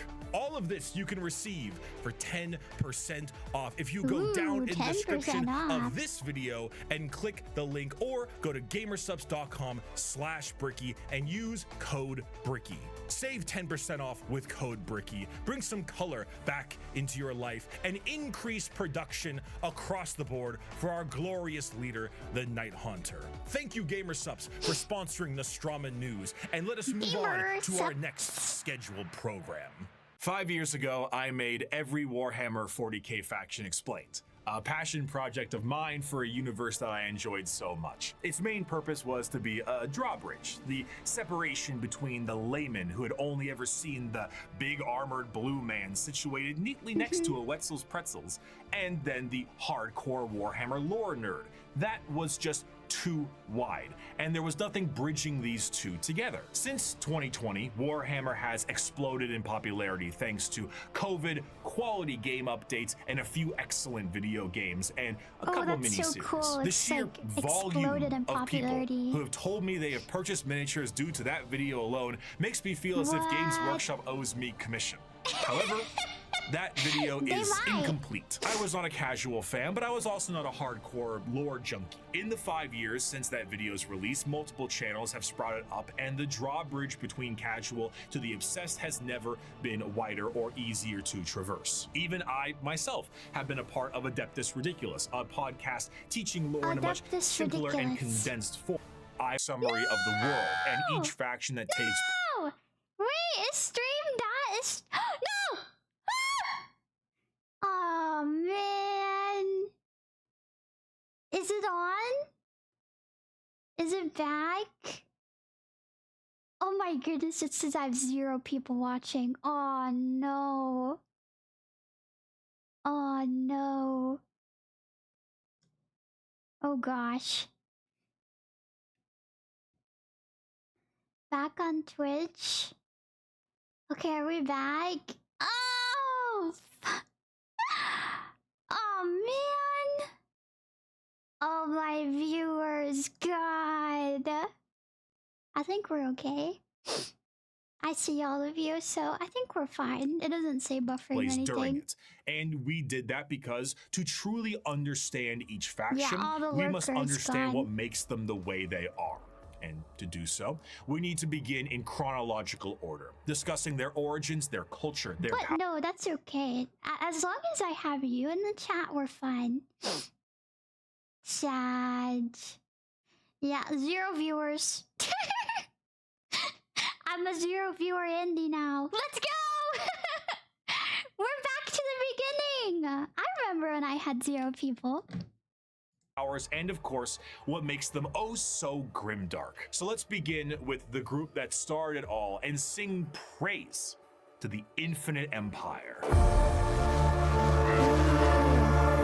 Necrons! As mentioned before, the Necrons here were the original form of the Necrons, an alien race far away from us that lived short, painful lives due to the irradiation of their star. Normally, this would manifest as like a sort of cancer, a space cancer of sorts. The Necrons are very much inspired by the ancient Egyptian aesthetic, but unlike the windswept dunes commonly associated with it, the irradiated hellscape the Necrons here endured was far from picturesque. This also translates into their hierarchy. They are a race of nobles and peasants. Most of the peasants would often live for their very short amount of time, only a couple of decades, while the nobles tended to have better care and would live a little bit longer, but still far less than the average lifespan of a human, even today in the 21st century. The leader of the Necrons was Zarek, the Silent King. He was the one who took the deal with the Catan and... What age were the peak of Necron life? The Deceiver. Of course, he wasn't aware of the fact that they were known as the Deceiver at the time, but the whole species was blinded by hate after being debased by the Old Ones on their quest to cure their illness. The sheer pain that underwent the Necron race can't be understated, as their fear was manic. The Catan are, of course, gods that eat stars, and when the leader of your species tells you to march into the gigantic green furnaces to ascend to immortality, you march. The scenes from these are long lines of both the peasantry and nobles clutching their loved ones in a frantic act to save their own lives. Many of them already inflicted in the late stages of this space cancer, some of them crawling into the biotransference furnaces trying to outrace death itself, without realizing death was the one who made these to begin with. What came out the other side was a soulless husk. And I say that literally. A soul is not an abstract concept like it is in our world. And immaterial version of oneself discussed and debated in religion and philosophy. No, in Warhammer, a soul is a real, tangible item of oneself. And the Catan basically were just like to every single person who went in their furnaces. If you were a peasant, you came out a Necron warrior, and you as an individual have ceased to be. You have no mind, you have no soul, and your Oh my body, goodness, we're like lobotomites. as you know it, is made of an extremely advanced mass of re-knitting living metal known as necrodermis. You cannot think for yourself, for you do not have a brain to think. Kind of like All you druggers do too. now is await protocols from your overlords, which are the nobles who came out of the furnaces with their minds intact. Not their souls, mind you, Minds, because so no soul. but their minds are very much intact. Oh my goodness. These nobles It's now have literally command General protocols, Grievous. and they are able to command all of their peasantry and do with them whatever they wish. Zarek, the Silent King, is the most advanced of all the Necrons, a perfect metallic version of himself with incredible power and intelligence. His strength allowed him to lead the undead and the unthinking armies of the Necrons to battle against the Catan when they were at their weakest due to their incessant infighting, and then win back their freedom. But gods cannot die. So in reality, what occurred is the Catan were shattered into thousands of pieces, and each shard of their god was trapped in a stasis vault and mind controlled to do the bidding of the Necrons they once enslaved. The biggest challenge they face now are actually the upstarts of the galaxy, the Eldar I was thinking they were like gonna be put into kind of like a Horcrux thing. and the orcs were quite prominent, and as you can imagine, a galactic war really takes its toll on the joints, or I guess the servos. It was in their best interest to wait out the galactic rise of the other races and come back at a more opportune time. So they went into stasis via these massive tomb complexes hidden beneath various worlds, biding Thank you, Lek, for subscribing. Yeah.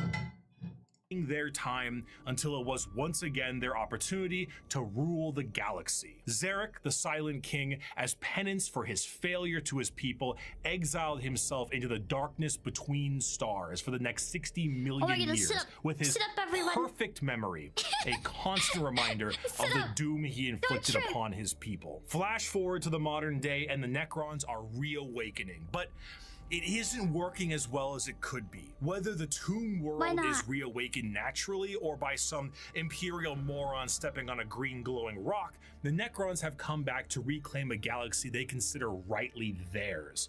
But 60 million years of hypersleep have taken their toll. Many Necron dynasties awake with systems unrestored and huge swaths of their population's minds completely lost. Necron nobles wake with various mental faculties compromised, sometimes exhibiting traits similar to excessive paranoia, schizophrenia, or even dementia. One notable Necron, Nemesaur Zandrek, believes that he is still back on his home planet fighting off separatists and Yeah, I don't see your name on the galaxy.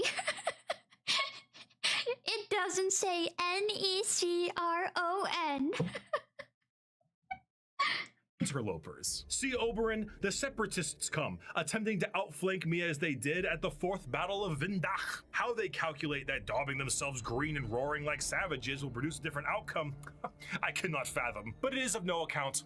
Ready, my legions. Another glorious victory shall soon be ours. Other individuals, such as the esteemed Imhotep the Stormlord, seek to usurp the newly returned Silent King for rightful ruler over the Necron race, believing his time has come to an end, while scientists and archaeologists like Trazen the Infinite and Orikin the Diviner spend thousands of years bickering over artifacts and petty squabbles. Truly, the Necrons are a faction of unthinkable, unimaginable power. Does anyone here like the Necrons? Like, are you a Necron fan or nah? Or held back entirely by their own hubris and 60 million years of stasis. It is a species that does not know of time, only of the ravages brought by it. A pharaoh of a dynasty cool. may just be as frightened to awake completely mad as they are to be assassinated while they sleep. Thousands I of like years the pass skeleton in an boys. instant. There is a play, like an Oh my goodness, we just watched this! Oh my goodness, I just said a Harry Potter reference. Recent, I just said the Horcrux, and then the Harry Potter puppet thing just popped up. I just finished all the Harry Potter movies. proper play, a retelling of the war in heaven Potter in the puppets. Necron culture that takes 40 years to witness. Because why leave? You have no need to eat or vacate your bowels. You are immortal, but you are Immortal. soulless. Despite the Necrons' incredible technology, their mastery over time, reality itself, despite all of this, they still are missing a soul. And therein lies the biggest struggle. Most Necrons look to soulless. conquest the galaxy, kill I don't know, I think I'd rather have a soul, but be a part of the Imperium than have no soul and be a Necron. the interlopers like the humans, Eldar, and orcs that scrape at a fraction of their power. But the end goal for many, including Zarek himself, is to return the souls to their bodies, to undo the horrible fate he cast upon them. This is not the interest of Ooh, all. okay, Many so he simply wants wish to to return rule it. their dynasty with an iron fist and kill all they consider unworthy. Aye. But to many others is to undo the decision that doomed them all. Before they can do that, there is a pest that needs exterminating. That is the fundamental understanding of the Necrons. They are so hyper advanced that their science borders on magic. They Extermination. play with the fundamental aspects of reality and time. Their mastery of the physical galaxy is the strongest in the universe. Their weapons reduce people to the barest molecules, and they have devices capable of causing stars to supernova. They are unfathomably difficult to kill, as if you do fell one of their number, the living metal reknits itself, and the reanimation protocols allow it That's to come very back alive strong. once again. They're masters of teleportation, not and win often against the killing a Imperium? Necron fully will just have its consciousness translocated back to their tomb world to await reassembly. Normally, they utilize large phalanxes of warriors and honorary combats, but some of them have fallen to various mind viruses. The destroyer cults are hell-bent on killing anything and everyone that lives with an overwhelming force. And then there's the flayed ones. Necrons cursed with I have no mouth and Curse. I must scream, Oh, a panic oh. attack virus, as the last laugh of Landogo, the Yuck. Flayer Catan. Slowly losing their minds, they strip apart their foes and adorn their bodies with the skin of their enemies, Ew. trying to Is that what they're wearing? Owie. better return to their old feelings of flesh and blood. The Necrons are a degraded version of their mighty empire, and still one of the biggest threats in the Last hole, can I have your skin? galaxy. The only thing keeping them at bay currently is their awakening sickness and their infighting with no care to the timeline. But they are coming. And slowly, they plan to rid this galaxy of the vermin that inhabit it. My people shackled the stars and broke mortality when the species you sprang from had barely left the slime pools it spawned in. Our wars burned reality, and the dominion of our kings is without limit. The ground you tread on is not yours. It is ours. The It's war in heaven was a ours. catastrophic time for the Who galaxy. said so? and I don't see your name on it, so that means it's not yours. as stated in the above quote, burned reality. Of course, souls exist in Warhammer, and in the case of the Necron tier, they were consumed Do you pay property taxes?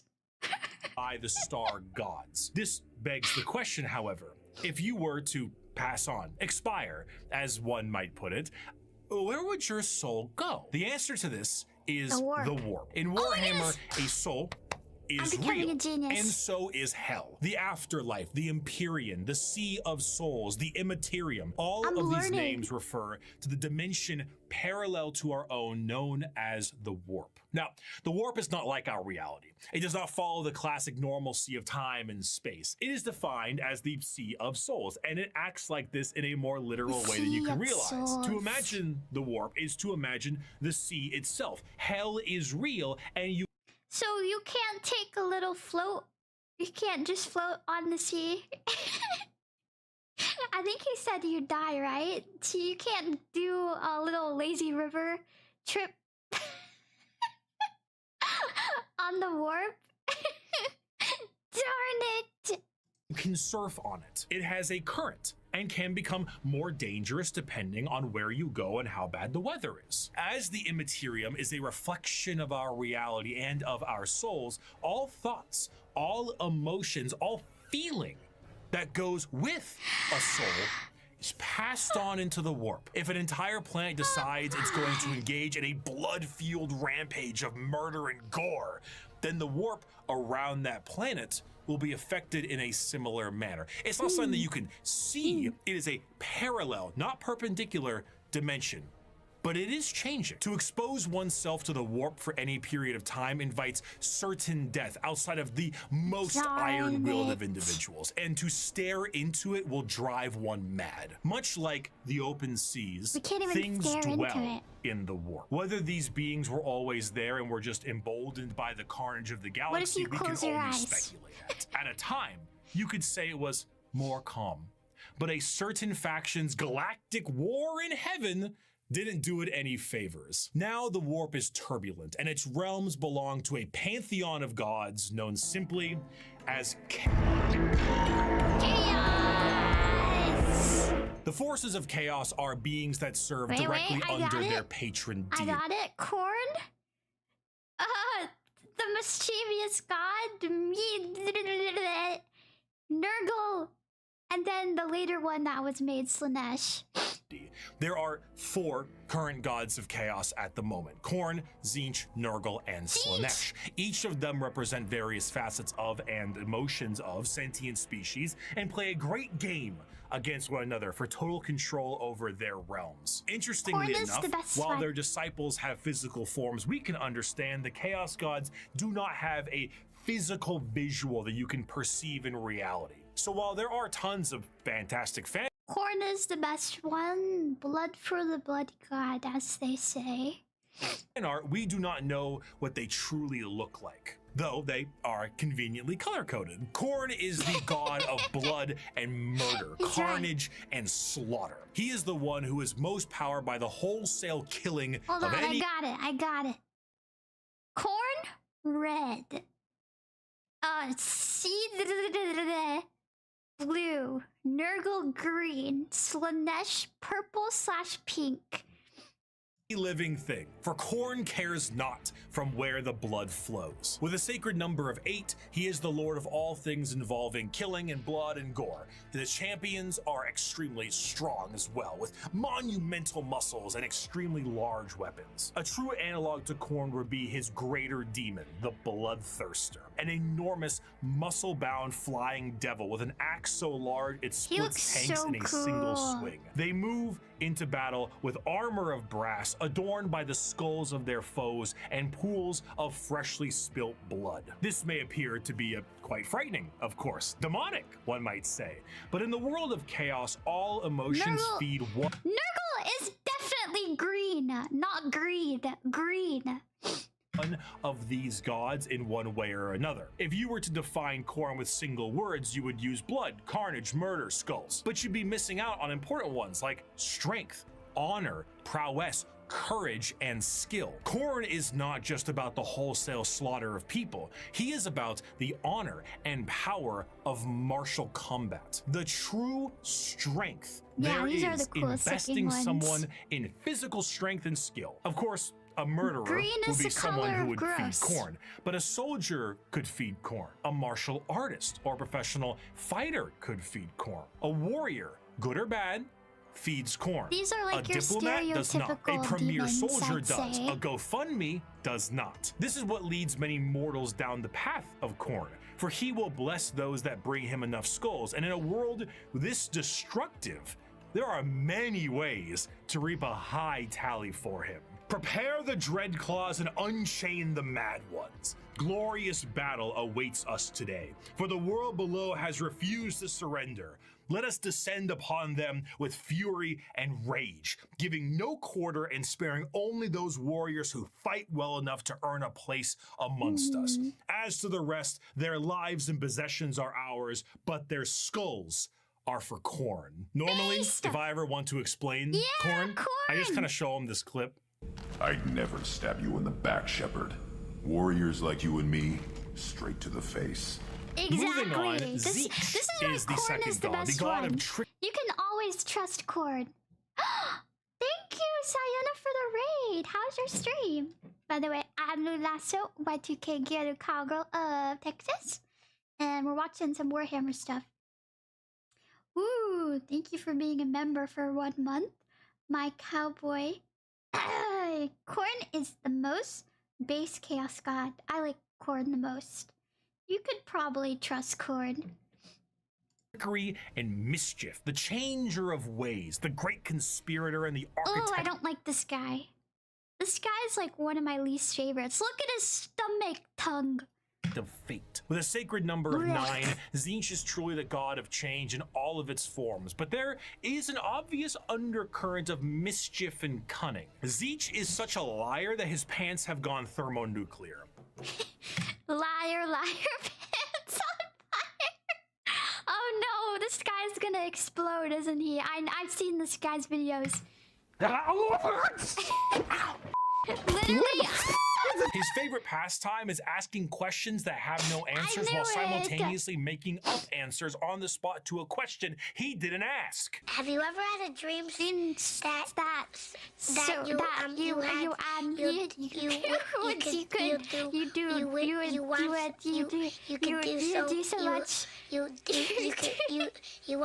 want him to do so much you could do anything?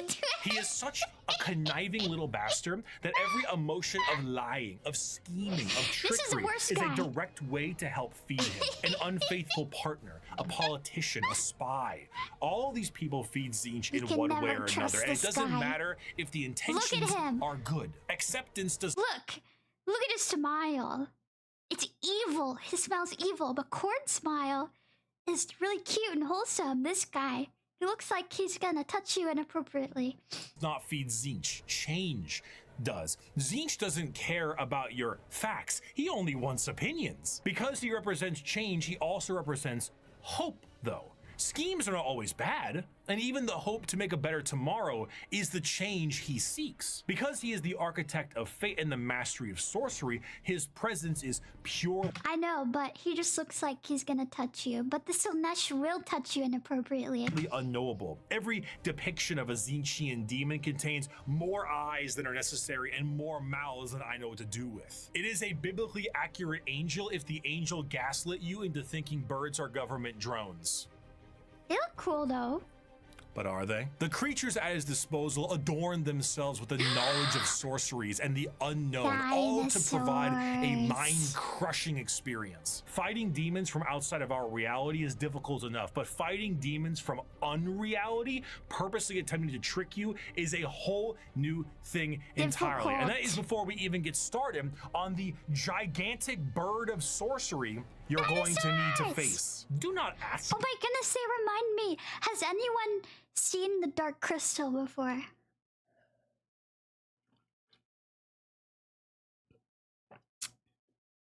Has anyone seen the Dark Crystal? They look like those Which guys. creature screams in the night? Do not question who waits for you in the shadow. It is my cry that wakes you in the night. And I mean, did you like the Skeksis? Did you guys like the Dark Crystal or nah? my body that crouches in the shadow.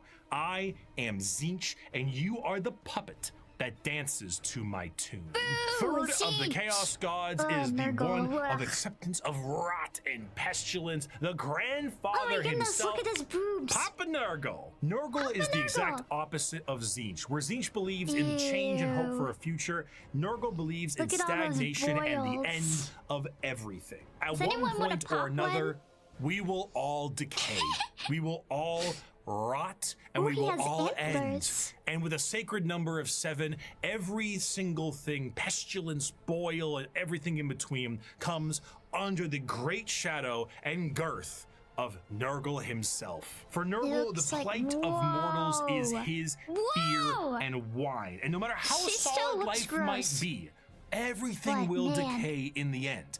In the creation of life, there must be an end to that life. And nobody has more creations to end Girth. lives than Grandfather Nurgle himself. Every boil, not every about blemish, every pus-filled wound and disease, being tall, every it's about rot being and every plague girthy is like kept Papa and Nurgle. concocted by Nurgle. This, humorously, keeps Nurgle as a jovial god. He is full of life and laughter, and by creating as many Oh. diseases as he possibly can, he shares that joy with Okay. mortals. I mean, his envoy is the great unclean one, and look at how happy he is. He And does there's a look happy. lot, He looks like a a happy lot boy. of him to love. A fear of death in general is feeding Nurgle. All disease makes him stronger, but to pray for salvation for a Oh, wounded he loved looks one nasty. is I to do feed not Nurgle. like The seeing timeless his and inevitable organs. fear that one day you will rot and decay is what gives him strength.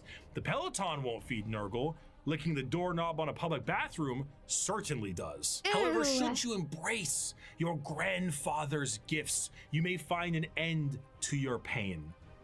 Maybe. All mortal followers of the Chaos Gods found themselves there in one way or another, either through the direct worship or the slow corrupting of their souls. But those that take Nurgle's gifts and embrace the decay of their bodies may end up being chosen among his few as a faithful servant. In doing so, you will be How many of you want to be a faithful servant of Nurgle? free of the pain caused by Nurgle's ailments, and you may even find yourself just as jovial and happy as he is. Look at his chest swaying. Maybe. His and enemies bouncing. shall wither and die. His allies shall wither and die. The universe and all within it shall wither and die. And when the great corruption has settled over the land and permeated the very you ought to foundations of know. reality itself, then shall the Lord of all rise from the rot and ruin, spread his arms wide to reclaim all of his dutiful children. Those were the 3 major Chaos Gods for a very long time, emboldened by war and death on a galactic scale. Ever present, but now fact Oh, on the Korn suffering looks of a so galaxy. cool. One race, I like his for armor. a while, was able to elude the pull of chaos. Korn An is my advanced favorite. race of psychically attuned aliens whose master over the physical world was so strong that chaos could not glean from them the morsels of power they once had. Or so they couldn't. Not for a long while. 60 million years ago, in an attempt to combat the Necrons and Catan, the old ones made a new species. One with innate power in the warp and the ability to harness it with a I think I know mastery who that they was are. unseen by so many others. A mastery so powerful, the Necrons Eldar. retreated to sleep in order to wait it out. Boo! It was no longer a galaxy to be ruled by them, but instead begin the age of the... Oh, nice The Eldar ears. are a race of pointed-eared humanoids that are all psychically attuned to the warp. If we're being meta here, these are space elves, and these I elves hate ruled the them. galaxy in the time the Screw Necrons you, went to elf on a sleep and shelf. humanity began to rise. The Eldar's empire was galaxy-wide and lasted for longer than any other galactic power. Luna, why? Well, I especially hate the Eldar because they gooned so much they created the literal demon of lust. And the Slanesh are not good. Neither are the Dark Eldar either. Not stop elf hate. When they stop touching without consent, I will stop hating. Is that ever gonna happen? No. that we know of. Their understanding of all things was exceptional. With every single one of them being psychers, they had the ability to master the warp and use it to their advantage. See, being a Arcadian says sex, drugs, and rock and roll, God. psyker is basically like being a wizard, or I guess in this case it's more of a sorcerer, since you are born with the gifts as opposed to learning them. In order to utilize your psychic abilities, however, you must then reach into the other dimension, into the warp, into hell for that power. So if you were to say, cast Fireball, your mind would reach into the warp, gather the strength to rewrite reality, to then cast Fireball. Now, you might think to yourself, doesn't that mean if you are opening up a power to the warp, you may create a lot of risk to yourself because of all the horrible things we just talked about in the warp? Yes. Yes. However, in Warhammer 40K, willpower is a real, tangible thing, in the sense that in its own right, it can be weaponized. Being strong of will means being strong of soul, and being strong of soul means you can resist the pull of the warp that much more. How strong is your soul, Lasso? A more inexperienced psyker opens up a hole into the warp that is large, and that hole... What is this game? Can someone tell me? This looks so cool. Widens to get more power, allowing evil things to get in. A powerful psyker is able to open a very small hole, but with immense force, to get the same amount of power with less risk. The Eldar are master psychers. Every single one of them can call upon the warp, and over millions of years they have perfected it so much so that they can weave structures out of it. In some species in the galaxy, they utilize the warp itself for interstellar travel. The Eldar ain't having any of that noise. How about we utilize a fancy alternative mode of travel that is substantially safer than the old Eldar can suck my nuts ones created, called the Webway. What about dying? Miss me with that. We no longer age, and if we do, look away. Look away from the foul elf temptress and their beautiful bodies. Bricky has dark templates. Okay.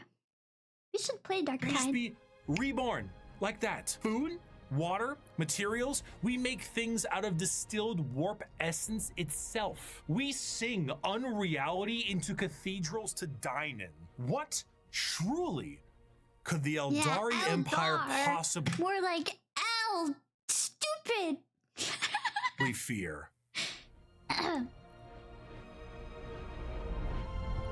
Ew, the Eldari Empire's biggest fear was themselves, with a society so perfect they wanted for naught, and this led them down dark and dangerous paths. When the base functions of society are no longer a problem for you, you tend to experiment. Perhaps the medium rare steak on your plate would be better if it was elf meat. Hey, I'm not saying we should make cannibalism legal, but like... I think they should cannibalize each other until they all die painful deaths. I think they should eat each other's brains and get that one disease that makes you laugh until you die or whatever. What's the issue with a little taste? Violent sports is one thing, but how come we don't do sports to the death? I mean, I'm just saying, like, if both participants are willing and clear about it, like, what really is the problem there, you know? Art is in the eye of the viewer, and what is considered art is completely up to the concept of one's own interest. A canvas adorned with the blood of a man wronged is truly the visual poetry that our society needs. Cool. Hedonism. With a slow and consistent hedonism, the Eldar slid backwards into debauchery of the sort No sex! Bad! Your society crumbles when you become hedonistic. Cannot discuss on this YouTube video. Murder on stage, delicacies and drugs distilled from one another, the trade of slaves and concubines, and much, much worse. The Eldar physiology has their emotions I hate heightened, them. and they can feel more than a human does. So while it can provide lows of pure despair, it can also provide greater highs than you have ever known. And swinging between the two of them was the Eldar game. The warp took Isn't our notice society- of this Our society is corn-brained. heavily, and it began to react. On a galactic scale, the debauchery and the hedonism of the Eldar race caused levels of warp storm so pronounced and so volatile that it cut off interstellar travel for all those who used it. Communications between planets was removed, and a nightmarish era of old night Oh, I meant like corn, like the censored version of the other word. Yes, Slanesh brained. began. This continued for thousands of years, hundreds of thousands of years. The Eldar all but removed from the problems being caused as they entered heights of more and more ecstasy. They needed more and more and No. more. Nothing was ever enough. We more don't need murder, more. more torture. It's No more! I just want the marriage tags, the romance tags, the spooning tags, cuddling, marriage, hand holding. We don't need more. We don't need more. art, it's delicacies, it's life. This silence offends Slanesh.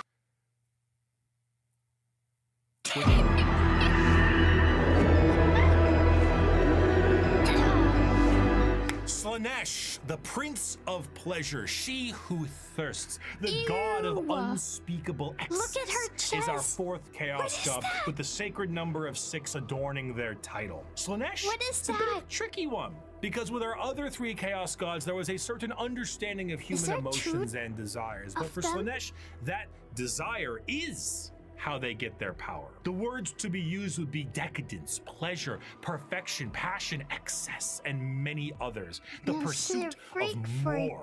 The want to do more, experience more, become more. That's what gives Slanesh their gifts. A lot of people believe that Slanesh is something that originates with Their colors sex, are pretty. specifically, and it makes sense why they assume that. The visuals of Slanesh patrons are all very lithe and sexual, but they are also intentionally androgynous to appear attractive to a variety of intrigues. However, to think that Slanesh specifically derives from sex would be mistaken. While it is true that a lot of humanity's actions can relate to getting laid, and Slanesh is the dark prince of Do desire. tricks on it, do tricks on it, do tricks on it, do tricks on it.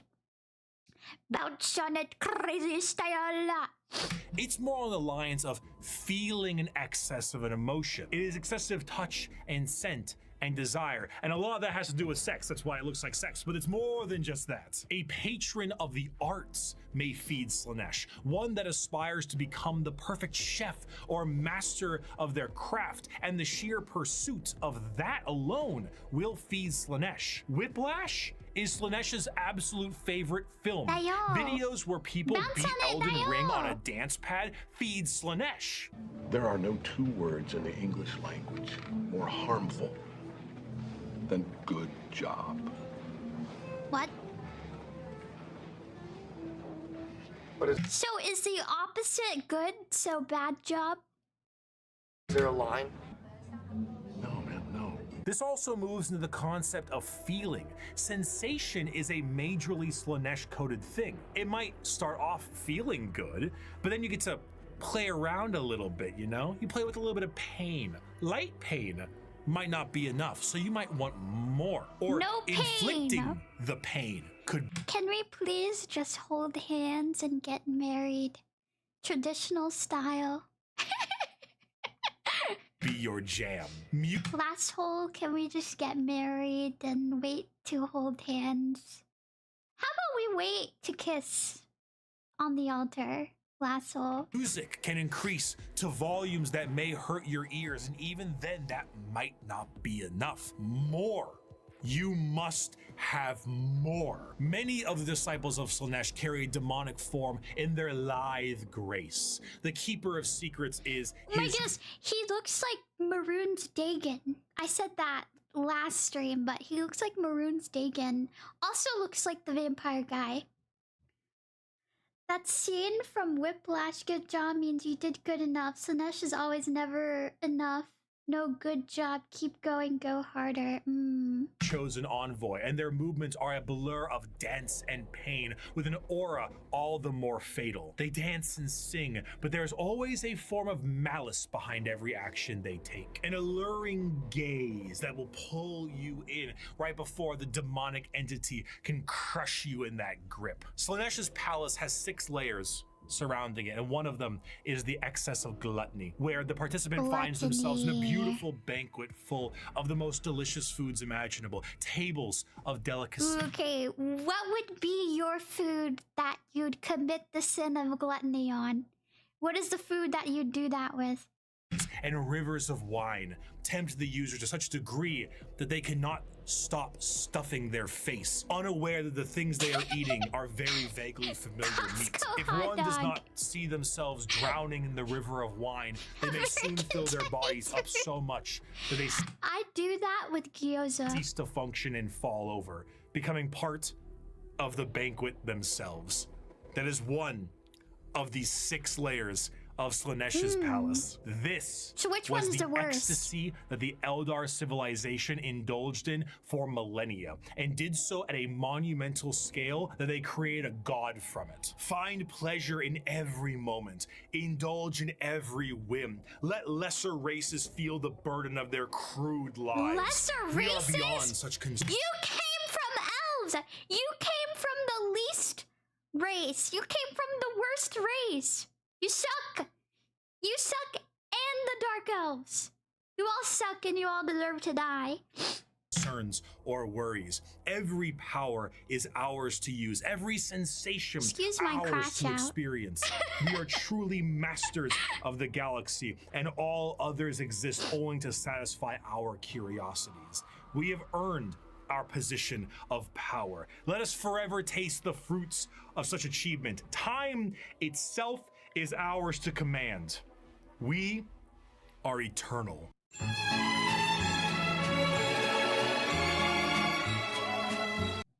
Hold on, I got something to say real quick. I got something. What is this? Anyways, this is my reaction to the Slanesh's weird monologue that he just read out.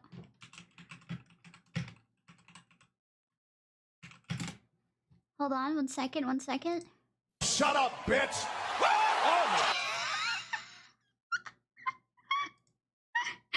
Anyways. With the birth of Slanesh, the Eldari Empire ceased to be. A catastrophic event so horrible that the warp ripped a hole What was that showing on the screen? I saw Coom. position of power. Let us forever taste the fruits of such achievement. Time itself is ours to command. We I gotta go back. are eternal. The gang goons. Okay. This is relating to the Eldar gooning so much that they create the Slanesh, which is also another reason to hate Eldar and elves, because they're evil. They've always been evil.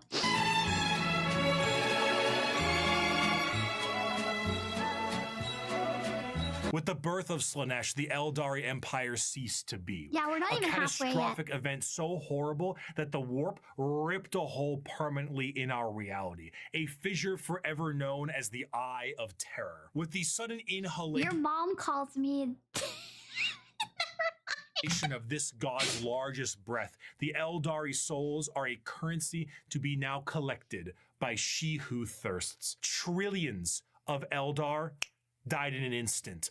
Slanesh gorging on their souls to satisfy his palate. 99.9% of their entire species died, and the rest are doomed to a fate worse than death. For Slanesh now stakes a claim on each and every Eldar soul. From the moment they pass on, an eternity of torment awaits them. The remaining Eldar devote their entire lives to stopping this eventuality. Their dying race so devoted to saving themselves Baby, thank you. Baby KK Yahoo, thank you for the raid. from the Dark Prince. And in doing so, have found very creative ways. In the modern world of Warhammer, the craft world Eldar are the main force of Eldar in the galaxy and represent the elf style that many think of when you think elves in space. Don't get mad at me, but I think this design is really ugly. Anyways. Fantasy elves in space, not those elves. We'll get to them.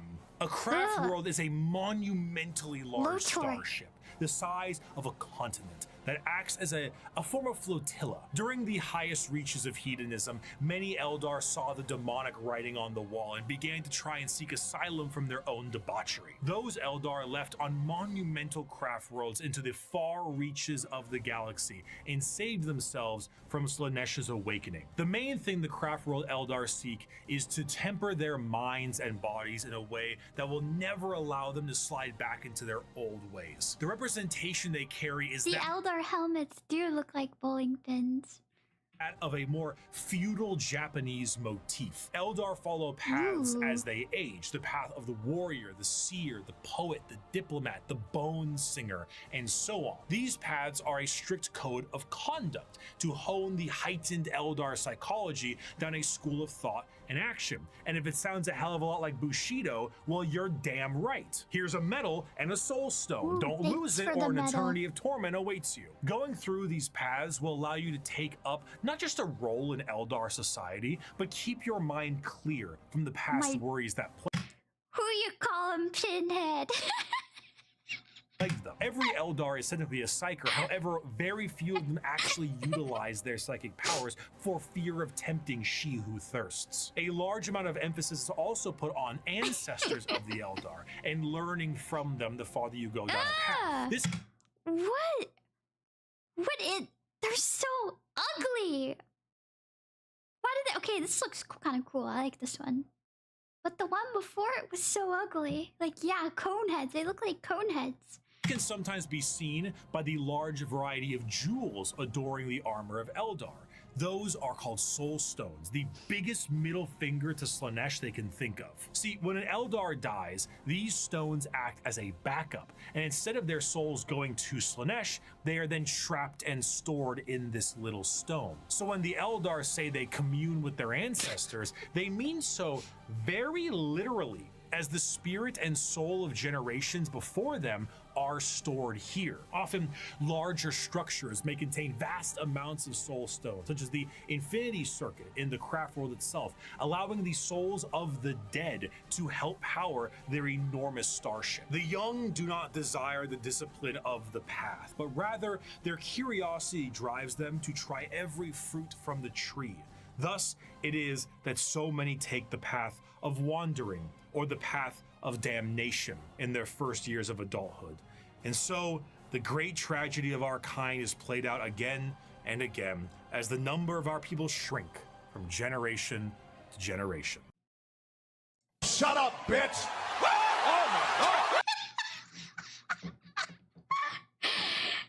I wasn't listening.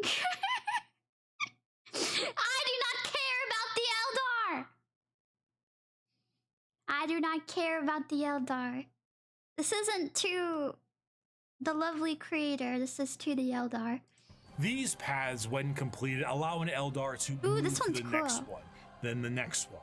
However, since this is the grim darkness of the world, many of these paths rely on combat. The Eldar actually had gods at one point. Cain, Vol, Isha, Azaryan, and so on. These gods are aspects of the Eldar pantheon, and while many were killed in Slaanesh's creation, their teachings live on. For some, the strongest devotion Elder on screen.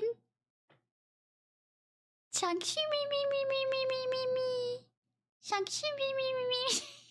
to the Eldar gods is to join the Aspect Warriors and embody the wrath of Cain, their god of war. While guardians of the Eldar craft worlds are more akin to a trained militia, the Aspect Warriors embody a particular variant of the path. Each are led by a Phoenix Lord, a name passed down from generations and embodying the souls of prior Phoenix Lords with each new one. The Howling Banshees, led Ooh, by this one's cool. Chainsaw, Fugin and his Fire Dragons, cool. Baharoth and his Cool. Swooping Hawks, or Malgan Ra and his Cool. Dark Reapers. Each aspect Not cool. shrine carries with it the Eldar way of war. Fast, What is hard-hitting, and incredibly tricksy, for they do not have Thank you for the super chat. You might like the Craft World Eldar. Since they're actively trying not to goon anymore, you're gonna hate Drukari. Yeah, I don't like... Drukari is the Dark Elves, right? the numbers to fight in any other way. The Craftworld Eldar show how mangled an empire can be by their Okay, own the colors action. aren't too bad. They once ruled the galaxy in an photo. I honest, kinda like this art. non-hyperbolic way, but in the end, they were bested by themselves, and their most prominent remnants are forced to drift I like when they wear their armor because I can't see their pointy ears. aimlessly through the galaxy, trying to save their species from extinction and resist the temptations of she who thirsts. But for some, the party, it's just beginning. Deep within the webway is the city of Kamara. This dark city once existed as a port in the webway that allowed for ease of transport for the Eldar between its various domains. The significance of this city meant that it needed to be a bit more of a neutral territory Is this outside the the Dark jurisdiction Eldar? of general Eldar law, and therefore it was allowed to self-govern. This did not go well. The Dark City became the hideaway for all manner of sin. The Eldar race slipped into debauchery on a galactic scale that it birthed a god, and this was the city you went to when that wasn't enough for you. The convenience of being so deep within the webway was that it exists as a blind spot to the horrors of the warp. So while the rest of the Eldar fled the downfall of their species, Kamara kept partying. When Slanesh was birthed, they were saved the worst of it, thanks to them being nice and neatly tucked away inside the webway. But only somewhat. The Dark Prince did not have a grip around their soul, but the tiniest pinky finger, and they were still pulling. But due to their excess hedonism, they found a solution to this problem. If they tormented others, they could temporarily rejuvenate My their reaction souls to and the continue Dark to Eldar? cheat their inevitable death by placating the Prince of Pleasure. Oh my goodness. Oh, everything's falling. I think it's the Dark Eldar's fault. Everything's falling on my setup. And if they They're kept this evil. up on the regular, they could effectively become immortal. Thus, the Drukari were born. Unlike the more stoic elves you see in works of fiction, the Drukari themselves exist as a Drukari. sort of analog of the more grim and fiendish elves you find in Norse and European mythology. The Drukari are soul vampires, but the more basic means to feed are hardly enough to keep them going. This desire to feed is known as Ugh. the thirst, Oh, and to look at that. quench it effectively, they have Yuck. mastered the art of biotechnology and dark sciences to really No thanks. I do not want people turned into furniture in my house. juice themselves up on the crispy soul sprite from the vending machine called the Galaxy. The majority of Drukari act as pirates and raiders and slavers. Lulu, They 40k is about being the bad guy. Well, I stopped that touching without consent. that's where I stop. I'd rather be a bad guy, but not that bad. into our physical reality and drag people back to Kamara to commit atrocities that go beyond any imaginative torture a human can think of. The Drukari are organized in various groups throughout the Dark City to accomplish Yes, this they in a are. more They're doing- I organized think and they're doing extremely brutal worse. way. The Cabals act as the main warriors of the city, led by their archons. Witches and succubi act as entertainment for Kamara in gladiatorial arenas, and the flesh-crafting homunculus keep the Drukari alive and discover Yeah, I'd ever rather be a increasingly more tyranid. painful ways to torment their ever increasingly large supply of slaves they are brought. The Dark Eldar see the other inhabitants of the galaxy as little more than cattle, livestock that can be brought to bay or slaughtered at any time. Their fodder, however, no is one not meat likes and muscle, you. but the No anguish one and likes you, despair of the Drukhari. weak. The I Dark hate Eldar you. do indeed drink blood, but also tears, and most You're sustaining the of worst all, race the of raw them all. essence of pain they wring out of their captives. The truth of the matter is that Drukhari sustain themselves on the suffering of others, not just morally. I'd be kind of worried if Drukhari is your favorite.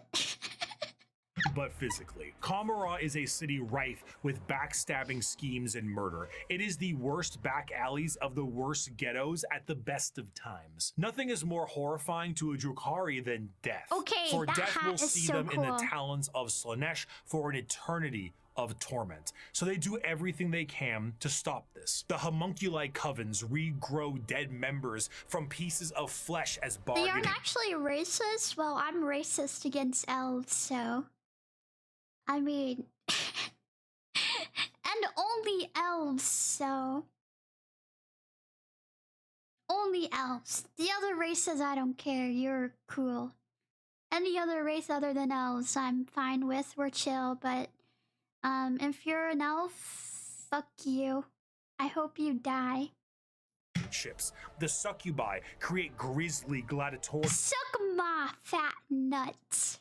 spectacles that literally rejuvenate the audience members as captives are murdered for sport. To be captured by the Drukhari is one of, if not the worst fate imaginable in the world of Warhammer 40k.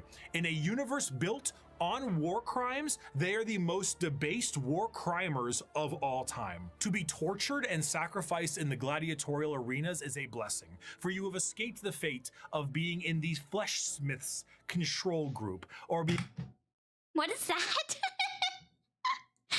What is that? And why is there a demonetization symbol? being turned into a living and breathing piece of furniture for an yeah. Archon's quarters. In a I cruel remember twist this. of fate, a newly born Drukhari So, who wants to be my gaming chair that I sit on for streams? Say I in chat. does not arrive into this world loving torture. It is something they must grow to love. Grow to appreciate the suffering of other beings in order to survive in the world they have been brought into. If they succeed, they become some of the worst monsters in the known galaxy. A dark reflection to the Craftworlders and a taste of what Eldar society was like before the fall. If they do not succeed, they must find purchase elsewhere. Often those will join smaller parts of Eldar society like the Exodites or the Harlequins. Exodites believe in a pre-industrial variant of their society, often retreating to more lush worlds to ride dinosaurs their and live off the land. dinosaurs. Wait, that's so Prehistoric cool. style that I would normally laugh at if they weren't. I wish the Eldar didn't hang out with dinosaurs. I want to be the one to hang out with dinosaurs. Boo! No! Why can't the humans have dinosaurs to ride? Riding dinosaurs like ballers. The Harlequin dancing troupe are a subsect of Eldar that are more than just a little strange. A carnival of dancing jesters that serve the Eldar laughing god of Kegarak. They arrive never when expected and leave just as quickly. Blurs of light carry their footsteps as they dance their foes into a grave. Combat is just as much of a joke as it is a play on bloody murder. They travel and aid many other Eldar and sometimes even humanity for reasons we can these never guys understand. aren't Perhaps super one day we would ugly, have, were just they a not little bit stripped ugly. of their army book and folded into the Eldari Codex. So I suppose it'll have to stay a mystery, or maybe it was one of Kegarak's master plans to get back at she who thirsts and save their species. Who could Literally. know? Perhaps it was all a sick and practical joke to Kegarak, and he would just find it very funny to watch me fumble the discussion of one human on a tiny blue planet across the galaxy. Literal copium. All elves are speaking of. bad. The Imperium of Before the fall of the Eldar, Earth, or Yeah. Terra as it's called, was in ruin. One man who looks to put the pieces back together. Where It's did the he come from? Emperor. We don't know.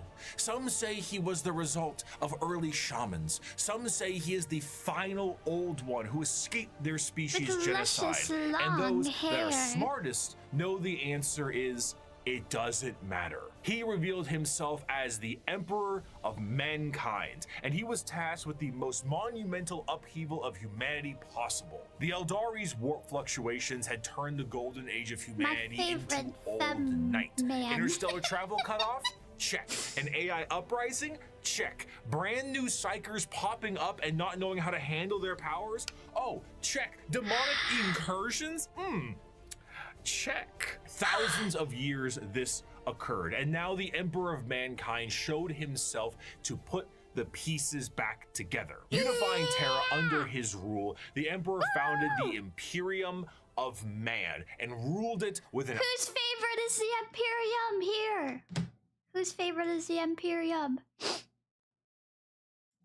Iron fist. He was the supreme leader and nothing could stand against him. He wished to remove mankind from the yoke of its former failures, and he knew he would be the best leader they could have because he was right. AI banned. Religion banned. You did as the Emperor told you, or his Thunder Warriors would put you in your place. Okay, that this is place when he was often like being a grave. Now Terra was thriving, but humanity needed to reclaim its long-lost brethren scattered across the stars.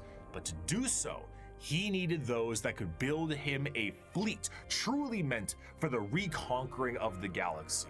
And so he turned his attention to the red planet of Mars. Adeptus Mechanicus! Mars and Terra were close allies long before the Unification Wars. Mars was the first world terraformed by humanity and became what would ultimately be the first hive world, an epicenter for industry and technology. The Age of Strife did not treat the Red Planet kindly, however.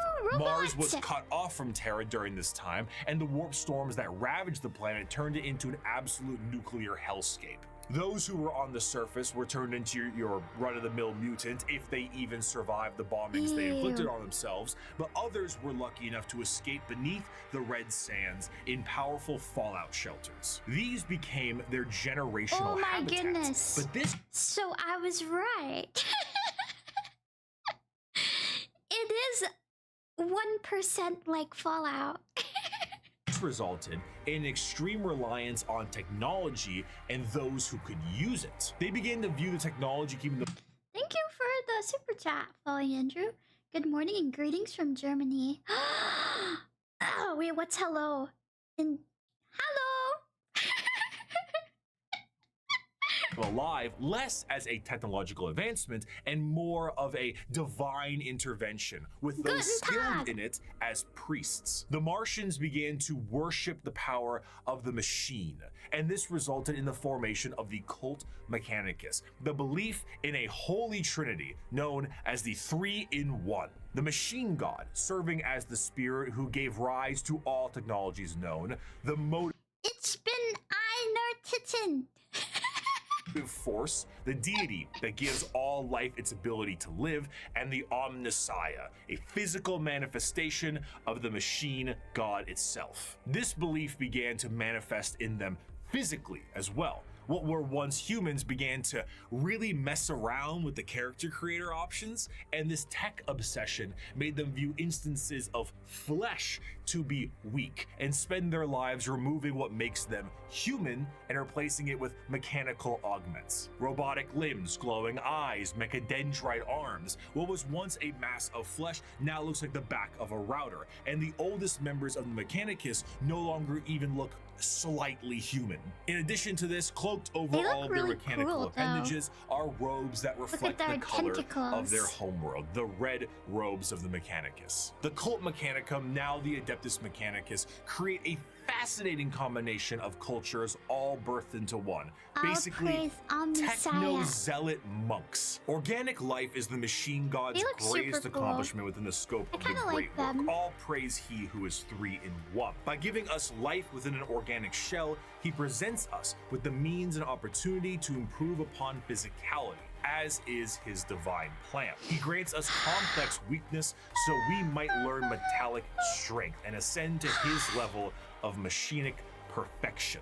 The Emperor's arrival to Mars was very much a walking in with the pizzas while the I know that the Imperium of Man doesn't like the Adeptus Mechanicus, but has to live in harmony because they kind of make all their stuff. Right? So they kind of have to be okay with the Adeptus Mechanicus. room is on fire moment, but to the Mechanicum, they saw his arrival as confirmation of their belief. They took one look at the glowing golden entity that showed up on their doorstep and were like, that's him. That's the guy right there. And they immediately accepted him as the Omnissiah. Obviously, showing up and being called Machine Jesus shortly after wiping out all instances of non-Machine Jesus a little bit beforehand is an instance of capital H heresy. But the Emperor saw the bigger picture. Were they strange with how they rubbed unguents on themselves, burned incense, and prayed to machines for them to work? Sure, but that's a lot of production right there. So the Emperor devised the Treaty of Olympus Mons, a unifying agreement between Terra and Mars. And this union would be permanently etched into the Aquila of the Imperium as the two-headed eagle. One head for Terra, and the other for Mars. The forces of the Emperor will be supplied with all the technology and weapons they That's so American though. needed to reunite the scattered remnants of humanity under one banner, and the Mechanicum of Mars will be able to keep doing what they were doing religiously and scientifically so long as they kept up their tithes. This tithe meant total quality control over all technology in the Imperium. Is it a big spaceship? AdMech take care of that. Tanks? AdMech take care of that. The literal bullets in a gun? You... Oh my, look at that thick boy. Look at that girth. Guessed it, but unlike the factories of today, the forge worlds of Mars and the creations of the Mechanicum are a bit of a different experience altogether. Instead of a factory on a random given world, the entirety of the planet's surface is dedicated to manufacturing. But that's a little tricky, isn't it? Considering that the usage of Silica Animus, or AI, is a big no-no. And oh my goodness. That's so crazy compared to now when AI videos kind of look realistic. I don't know if you've ever been tricked by an AI video before. I can still kind of tell when something's AI. But I mean, we're just in the beginning, right? Basically the largest affront to their device. What if I'm secretly AI, LULULASSO? Machine god possible. Fortunately, there's a really neat alternative that they've come up with, and that's called a servitor. Incredible devices that can do anything from manufacturing, maintenance, basic door operation, even just float around like a helpful little drone. It's an extremely easy process too. All you need to do is take a human who is dying or preferably an enemy of the state, most likely that one, and lobotomize them. And then reprogram their brains to do exactly what they tell you. They even got little baby versions of them. Yay! So now you can rest easy knowing that the entirety of the Imperium, because they outlaw AI and learning new tech is heresy, is run on lobotomized slaves. Whether they deserve it or not is unimportant, and whether they can still keep their consciousness trapped in their own minds is another thing entirely.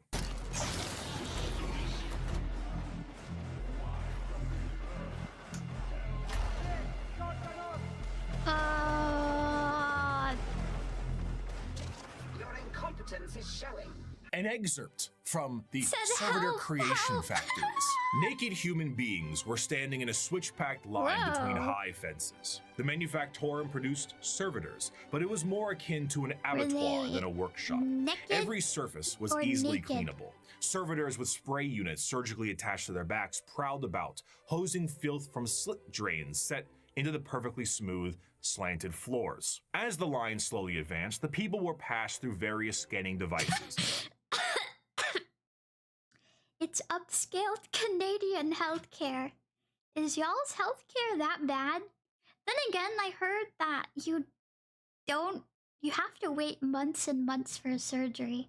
Most of them mounted in ugly, functional arches that let out a constant series of acceptance chimes. Occasionally, one would let out an angry blare, and the indicator lumens would flash red. The rejected person was then swallowed up by a trapdoor opening beneath their feet. From these pits wafted a hideous stench and the grinding sounds of industrial mincers. One rejected man grabbed onto the lip and hung there, arms and hands bloodied, shouting a stream of defiant profanities. Guards lined the grating either side of him and shocked him until he fell. The adepts wouldn't even waste bullets on these people. The trapdoor flipped up, and the next terrified person was ushered forward. Violent metal arms snatched them up and spread-eagled them in the air, and a servitor shearer shaved them all over. At another, they were subjected to a high-pressure counterseptic wash whose chemical stink made me choke from 100 feet away. More scanners, more rejects winnowed out. Machines forcibly dressed them in a heavy, rubberized garment common to all monotask servitors. These were saggy on them, all one size, until another process force-shrank them to fit their bodies where metal cuffs, sockets, and collars bit into vulnerable flesh. The last few prayers gave way to screams at that point, and even the most stoic shouted in pain. They were... Maybe we should all be part of the Tyranids. How about we become the eaters and not be eaten? ushered over a floor, buzzing with power that made them shriek with every footstep. "What's that for?" I asked. "Follicular inhibitor, to stop their hair from growing," he said. Freaking sweet, Lois! As for their scientific pursuits, the Mechanicum believed in the preservation of knowledge above all, and the quest to expand it. However, as opposed to just innovating and inventing on their own. Or let's be orc. Let's become orc. Wow. Oh no, that means we have a British accent though.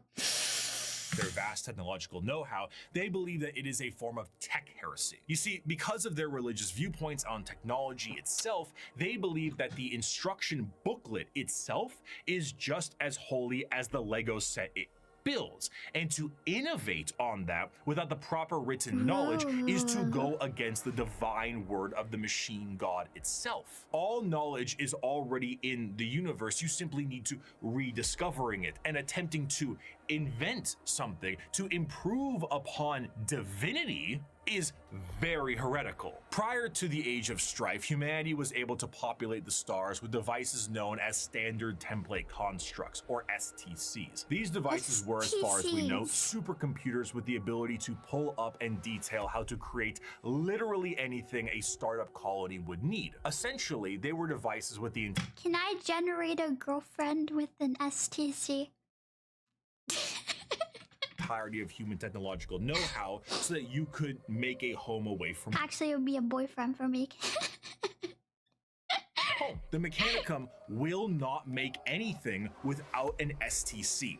Quite literally nothing, because this is the knowledge they seek, and that knowledge is divine. One time, scouts of the Imperial Guard found a functioning STC that provided the schematics on a knife that happened to be a bit lighter and a bit sharper than most other knives. These knives were adopted by 30 Space Marine chapters and were one of the most advanced discoveries of the... Yes, I love cheesing. Is this considered cheesing? I'd say this is just grinding, right? Ah, yes, I love crafting 1,000 iron daggers to level up my smithing. Imagine crafting 1,000 daggers in real life and then going to the smith, the blacksmith, and being like, so here's 1,000 daggers. I feel like you single-handedly will ruin the iron dagger economy with this. Century. This discovery was so significant that they were each awarded a planet for finding this. A planet for a machine that taught them how to make knives. Due to their religious organization, you can probably guess the Mechanicum are organized in a feudal structure with the highest individuals in power being a part of the priesthood. Cream of the crop being the Fabricator General of Mars itself, who serves as a High Lord of Terra, but also oversees the entirety of the Mechanicum below. Below them are tech priests that oversee the cult for the quest of knowledge and other more straightforward theocracy. Forge worlds tend to operate slightly more independently, possibly what can cause some power struggles within the Mechanicum, because, you know, despite them all being weird robots, they love being given praise. And despite being the manufacturing end of the Imperium, they do actually have their own military forces. Okay. They have the So they have a praise. They have a praise kink. Got it. Okay, thanks for telling me that. private army and all their various 1920s Martian-style mechanisms like doom crawlers, Castellan robots, and of course, the Titan Legions, because nothing is cooler than a robot that towers over buildings. Ultimately, their very dogmatic view on technology as a whole has resulted in any innovation becoming absent, thus causing the Imperium to stagnate as a whole. The lack of ambition to create anything new and the wholesale murder of anyone who even tries leads to things becoming derelict. I grow weary of this flesh I was born into, strangely disgusted by its nature. I crave only the cold. Don't we have to change to keep up with everyone else? So the Imperium of Man will lose at some point, right? Clean certainty of steel and silicon, that I might become one with the blessed machine. I do not expect you to understand, you who cling to your flesh as if it were immortal, seeking only to preserve it, to protect it.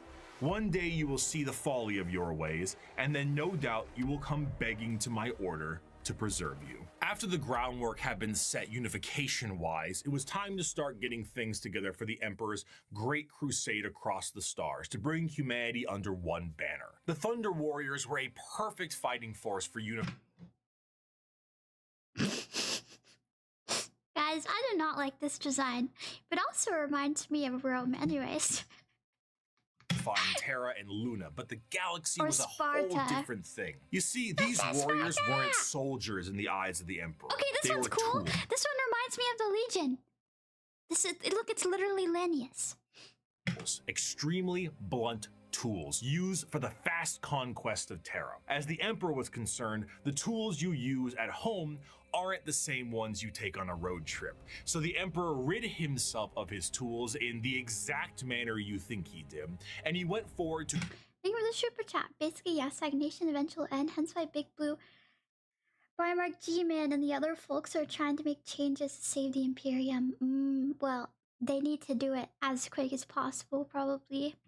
crafting a brand new tool. One more mobile, more efficient, and ready for his next era What of is he making? conquest. They shall be my finest warriors, these men who give of themselves Excuse to me. me. Like clay, I shall mold them, and in the furnace of war forge them. They will be of iron will and steely muscle. In great armor shall I clad them, and with the mightiest guns will they be armed. They will be untouched by plague or disease. No sickness Space will Marines. blight them. They will have tactics, strategies, and machines so that no foe can best them in battle. I'm fine. They will be my bulwark against the terror. They Space are the Marines. defenders of humanity. They are my soul. Yes!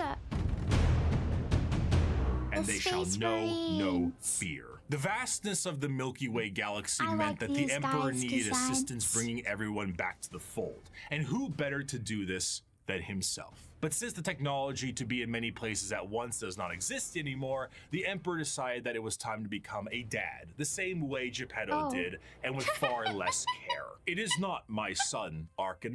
None of them are. They are warlords, generals, tools bred to serve a purpose, just as legions were bred to serve a purpose. What a dad. The Primarch Project was started to create charismatic and unique leaders in the Imperial military. Thanks, The Father. diversity of these eventual leaders meant that each one could be specialized for certain circumstances Ooh. across the galaxy. Depending on the type of conflict, one leader might be better. This looks so cool. This design. How are you feeling? I am feeling cold right now, and I'm about to sneeze. Well, no, I'm not about to sneeze. Excuse me. than the other. So instead of forcing one leader to acclimate to a situation directly, it would be better to send a specialized leader and force to handle it. In order to do this, the Emperor used his genetic know-how and maybe a little bit of that forbidden stuff to create these genetically perfect gene fathers that had the ability to serve as his analog directly, and also serve as the leaders of the respective Space Marine legions. All 18, that's right, all 19 of his sons were meant to be directly molded by the Emperor himself, despite their genetic differences. And they go as follows in order. Lionel Johnson, Bobrin, Percherabo, Jagatai Khan, Lehman Russ, Rogal Dorn, Conrad Kurz, Sanguinius, Ferris Manus, Angron, Robute Gilliman, Mortarion, Magnus the Red, Horus Lupercal, Lorgar Aurelian, Vulcan, Corvus Corax, and Alfarius and Omegon.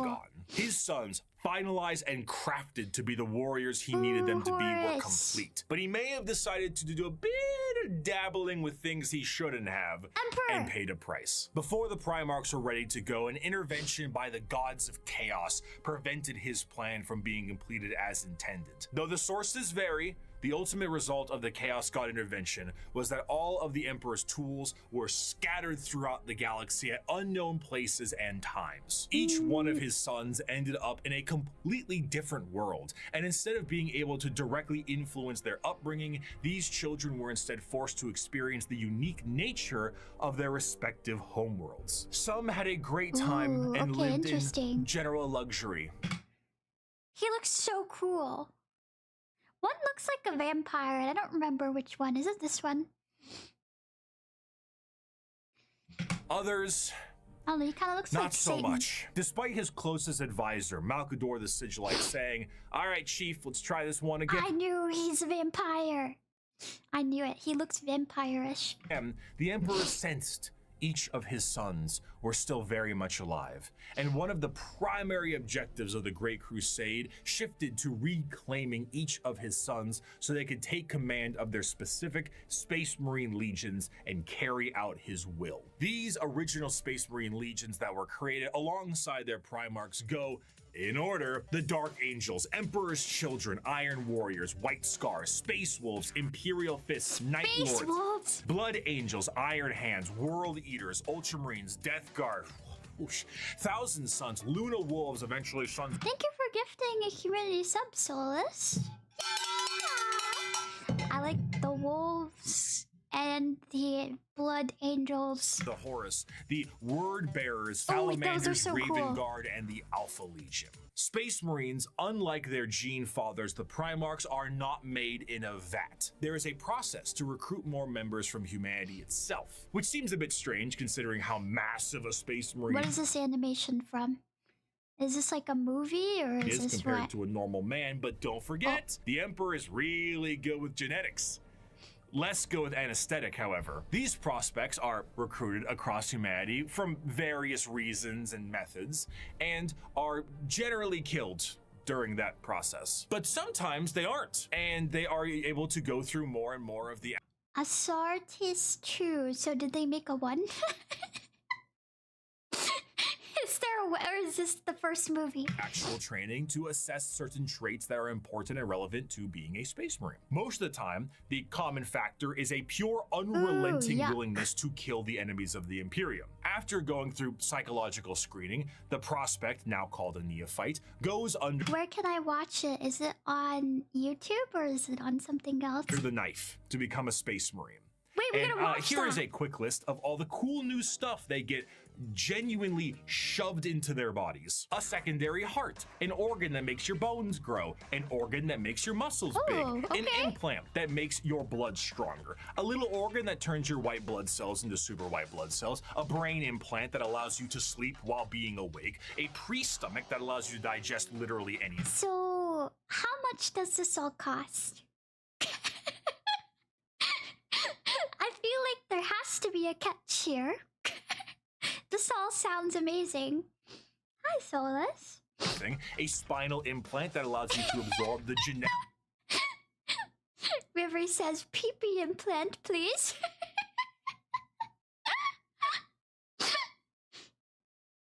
memories of what you eat, bigger and better lungs that can let you breathe underwater, an implant that gives you stronger eyes, new ears that keep you from being dizzy, a brain implant that lets you go into suspended animation if you're in a bad shape, skin that acts like transition glasses, I almost got it in one take, a brand new kidney, the ability to taste the air and find enemies like a bloodhound, a special coating on your skin that allows you to be protected in space, the ability to spit acid, a gland that allows you to absorb the unique genetic makeup from the gene seed in the first place, and a straight up carapace that allows the Space Marine to interface with their power armor directly. Quite often, these are put inside of you at is this all free? dubious levels of mental alertness and dubious levels of anesthetic. After a more generalized indoctrination into the faith of the Imperium and a bit more training and other important manners, they can finally be welcomed as a fully fledged Space Marine. A Space Marine is quite literally a walking tank that is armed to the teeth. Two of the more iconic weapons held by a Space Marine. Thank you for the super chat. Maximus, cost nothing except you're taken as a young teen. Oh. And you usually cannot see your family ever again. Also 10% survival rate. Okay, well, never mind. I mean, it's not free. As I said, there is definitely a catch. And the catch is most likely death. Are their bolt gun, which fires explosive shells the size of soda cans, and a chain sword, which is... The Space Marine is clad in a colorful carapace known as power armor, crafted from extremely heavy and durable ceramite. The power armor of a Space Marine protects him from any terrors he may face, be it the void of space itself to an inhospitable atmosphere. This armor, combined almost biologically with an already massive physique, makes the Space... These guys are children? Wait, that's so sad. You have to be male. Didn't people say there was girls too, or they just fight like they aren't Space Marines? They're just military girls. Marine, an almost unstoppable fighting force. And hell, if the armor doesn't protect them enough, they can always become a walking coffin like the dreadnoughts of the chapters are. What truly adds to it all, however, is the sheer difference in some of them. While a Space Marine in its own right is an indoctrinated freight train on legs, I do like the Sisters of Battle more than the Space Marines. How they act can be quite different from chapter to chapter. The gene seed of a Primarch is not just helping them become big and strong, but allows them to gain certain traits from their forefathers. Everything from how they think to even slightly adjusting their physical appearance once it's been implanted, the gene seed can be the personality of an entire Space Marine. Take the Salamanders, for example. Salamanders have a predisposition to fire as a whole, and tend to be extremely large due to the size of their Primarch, Vulcan, and his enormous stature. Whereas someone like Sanguinius, Primarch of the Blood Angels, share more vampiric features and more angel-like quality. Okay, question. Which one would you want to be? Like which... I forget the name of it. Like which subset of Space Marine would you want to be? Or the Imperium?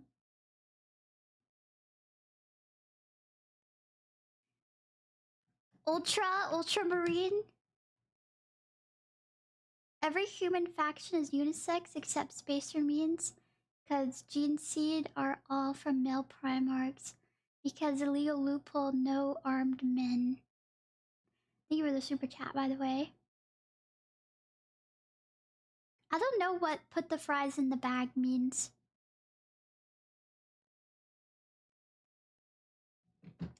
A gene seed is not just aspects of the Primarchs, but they are also flaws too. Magnus the Red and his 1,000 sons underwent something known as the Flesh Change, a horrifying mutation that, while it made them strong psychers, would affect their bodies so terribly that they would mutate away from humanity. Where other factions have inspiration for their culture from our real world, like the feudal Japanese of the Eldar or Egyptian style the Necrons, each Space Marine chapter themselves carry an inspiration. The White Skars are motorcycle-riding Mongolian fighters. The Space Wolves are Norse Vikings. The Dark Angels are Knights of the Round Table, and so on. This moves into their fighting style, and truthfully, there is no end to the characters and options when it comes to the Space Marines. Space Marines are the main symbol you see, and while many of them can be Like simply the indoctrinated vampire warriors who ones. only care about conflict and can be quite boring, then you meet Dante, or Ooh, Bjorn, Dante. or Argel Tal, or Karn, or Lucius, or Erebus. And then you discover Ooh. the wealth of these Who likes characters Erebus? and tools of war you can have. For 1100 years, I have fought and I have seen the darkness in our galaxy. I have seen the vileness of the alien and the heresy of the mutant. I have witnessed the sin of possession, and I have seen all the evil that the galaxy harbors, and I have slain all whose presence defiles the Emperor. I have seen what you will see. I have fought what you must fight, and I have slain what you must slay. So fear not and be proud, for we are the sons of Sanguinius, the protectors of mankind. We are indeed cool. the angels of death. I kinda like Despite being the Sanguinius. poster children for Warhammer 40k as a whole, the presence of a Space Marine is a rare sight for the countless trillions of humans across the galaxy. Seeing one of these monstrosities is like seeing something akin to an angel sent by the Emperor himself. These angels of death are the essential fighting force to bring humanity back under the unified banner of the Imperium. Yet ultimately, the Space Marines are individuals torn from their families and conscripted to genetic modification and lifelong service for the dying Imperium. And No though one they are likes held in an Erebus. almost holy light, most believe they are above and beyond the people they are designed to serve. Once designed as the protectors of humanity, they seldom view humanity as something worth saving. To the extent that it is a tiny, minute rarity, though not unheard of, for a Space Marine to put a normal citizen above them in any way. For most Space Marines and even their Primarchs, they are only here to do a job. They are there to kill the enemies of humanity, and I would be remiss if I didn't add at least one more of my favorite quotes to the tail end of this section. The What is time it? for speeches is done, said Rogel Dorn. The first great test is here. My order to you all is simple, yet heed it well, and exert yourselves to see it done. They are coming. Kill them all. Well, the Space Marine Wait, that's so good. He said, don't read all that. Kill them.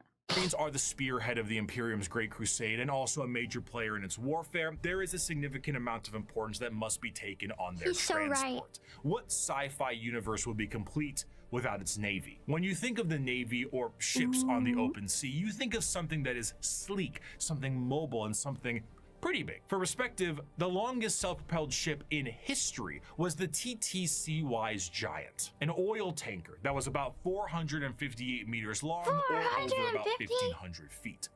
This right here is child's play in the world of 40k ships. A ship that is considered to be an escort vessel in the Imperium Ooh, is this one about looks 3 cool. times the size of a Sea-Wise Giant, and the size of the ships only go up from there. Hi. Your most common ships are the cruisers. The light cruiser tends to Cruisers. average at I about like 2 the kilometers dark long, ship or better. just over a mile in length, where the Dictator class cruisers can be over 3. Oh my goodness, the Imperium is the cannibals, the ones that eat each other. Not eat each other, but they eat dead bodies for sustenance, right? kilometers or 2 miles in length. I just The remembered largest that. ships are your battleships, and they are tremendous. We're talking 5-mile long, half a mile high monstrosities that look like gigantic Gothic cathedrals and filled to the brim with weaponry. And not only are they filled with weapons, but they are also jam-packed with crewmen. Battleships tend to, on average, carry a crew between several thousand to several million. this art looks and they so need cool. every Look how single one of detailed it those is. members because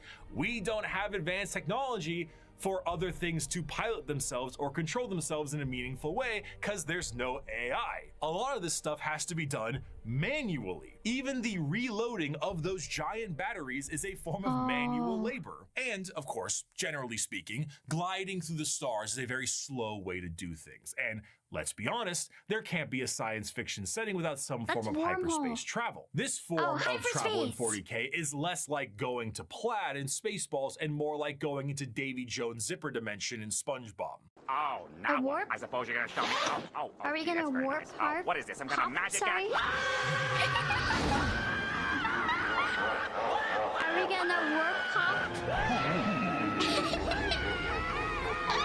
This is because it utilizes the immaterial warp to do so. Okay, warp yeah, I travel knew is it. handled by a navigator, which is an Are we abhuman. warping? It's a mutated human, don't worry about it. And they have a gene that gives them a third eye and the ability to Warp help steer time. the ship through the warp, which, as we know, is hell itself and unreality. Now, this might sound exceptionally dangerous, and that's because it is. Now, the ship does have protection in the form of a Geller field, though. Originally, I assumed the Geller field is what you think it is, a large force field What is stopping this all movie? manner of horrible things, like Oh, but is this Dune?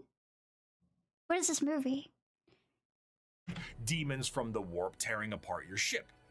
How wrong I was, though. So, space travel through the warp Oh my basically goodness. involves riding on the Sea of How Souls. did I know that? I Hell haven't is seen real the and you old can one. surf on I've seen the it. So new you one. allow the current to carry you and the navigator to direct. But how can a current of souls and unreality carry you when it doesn't obey the laws of physics, time, or, again, reality? What a Geller field is not a force field, but a comatose imperial psyker dreaming of reality. It is not a bubble.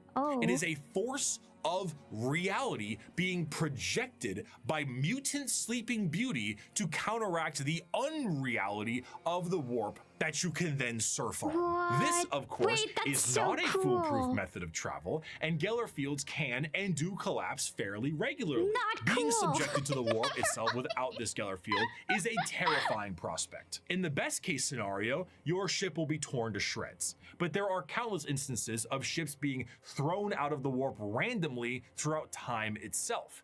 You leave for a 2-day mission and you come back 90 years in the past. Maybe you feel like you're lost in the warp for a century and it's only been 45 minutes. And that is only if the waves of So, okay, you get lost for a century. Do you age a century? Like, do people die? Like, does everyone age, or when we come back, we're normal? souls don't rip your ship apart or have demons arrive on it to do unspeakable things to the crew. The Imperial Navy is an astronomically powerful force for the Imperium because the sheer volume of ships and guns on those ships create firepower that can sunder planets. This is all juxtaposed with the sheer backwater nature of these ships. While they are manned by crews of zealots, they are also operated with such a backwater tech, it completely confuses the reader. You see the long batteries of portside cannons that the ship has, and remember that AI is heresy in this world and that all the mechanics are utilized by lobotomized slaves. So how do they load these? Well, they have gun gangs, massive gangs of hundreds of people manually loading these cannons. These are genuine gun loader gangs that get into gang wars and squabbles. On the ship's bridge, you may find the captain himself. My goodness, the Imperium has gang violence even in the year of 40,000, so we never really grow out of gang violence. As humans, got it. Hardwired directly into the ship's chair permanently to control it the best they can. Giant screens of We never hololith data escape fill the gang room, and violence. sensors across the ship are just as likely to tell you information as a serf running up to you with a scroll of parchment is. You reach to a microphone to shout orders down a hallway as paper readouts tell you information of the enemy, and holy sigils and candlelit incense burners gleam your next move. While the is not a specific faction of the Imperium. Sorry, I cannot read that. Never mind. In the same sense and format of this video, it is what shepherds That around made me the entirety of its armed forces. Every Space Marine Primarch had a flagship, and every strike cruiser and battle barge has a story to tell. But if there is a single thing that the Shield of the Navy does the best, it is to help support and supply the monumental forces of the Imperium. The hammer of the Emperor himself, the uncountable men and women of the The Imperial Guard! I don't care if these things have adapted to resist our las guns. If we can't kill them with our rifles, then we'll kill them with heavy bolters. And if we can't Oh, there's men and women in the Imperial Guard, right? I think I was confusing Guard with Space Marines. kill them with heavy weapons, we'll use grenades. And if grenades don't work, then we'll fight them with our swords and our knives and our bare hands. We'll drown them in our blood. That's what it means to be a soldier of the Imperial Guard. Now follow me. Charge! There is no better symbol of the might of the Imperium itself than the Astra Militarum, or as it is commonly known, the Imperial Guard. Though the Space Marines take the glory and stand as the visual representation of the Imperium, their numbers are dramatically thin and specialized in comparison. To reclaim 1,000,000 worlds, you need a countless number of troops willing to fight and die for your cause. The Imperial Guard represents the Imperial troop. My goodness, the Imperial Guard is the wall of flesh. Made manifest. Every year, the worlds of the Imperium pay a tithe in the form of soldiers to fight the good fight of the Emperor, and this number is impossible to pin down. Even saying billions would be a dramatic understatement. The sheer volume of soldiers serves as the fundamental backbone of the Imperium. 99.9% of battles fought by the Imperium are fought by the sundering might of the Imperial Guard. With the knowledge that the Space Marines are essentially sentient tanks, what do the members of the Imperial Guard have? If they're the might... What is this from? Is this like a video game or is this a movie? If they're the might of the Emperor himself, are they not suited up in a similar way? No. Not really. No fancy suits, no biological enhancements, and basically no expectation to live. Once a regiment of Guard are activated, they are sent directly into battle with almost no... Oh my goodness, so it's not even out yet! It's just another trailer. Expectations that they will survive. When is it coming out? This is because, despite their training, their incredibly powerful armor and extremely strong weapons that would crush any army of the modern day, they are so hopelessly outmatched to the things they will face. Sending a member of the Guard is throwing a rock at a nuclear bomb. However, where they lack in advancement, they make up for in sheer numbers. Next year?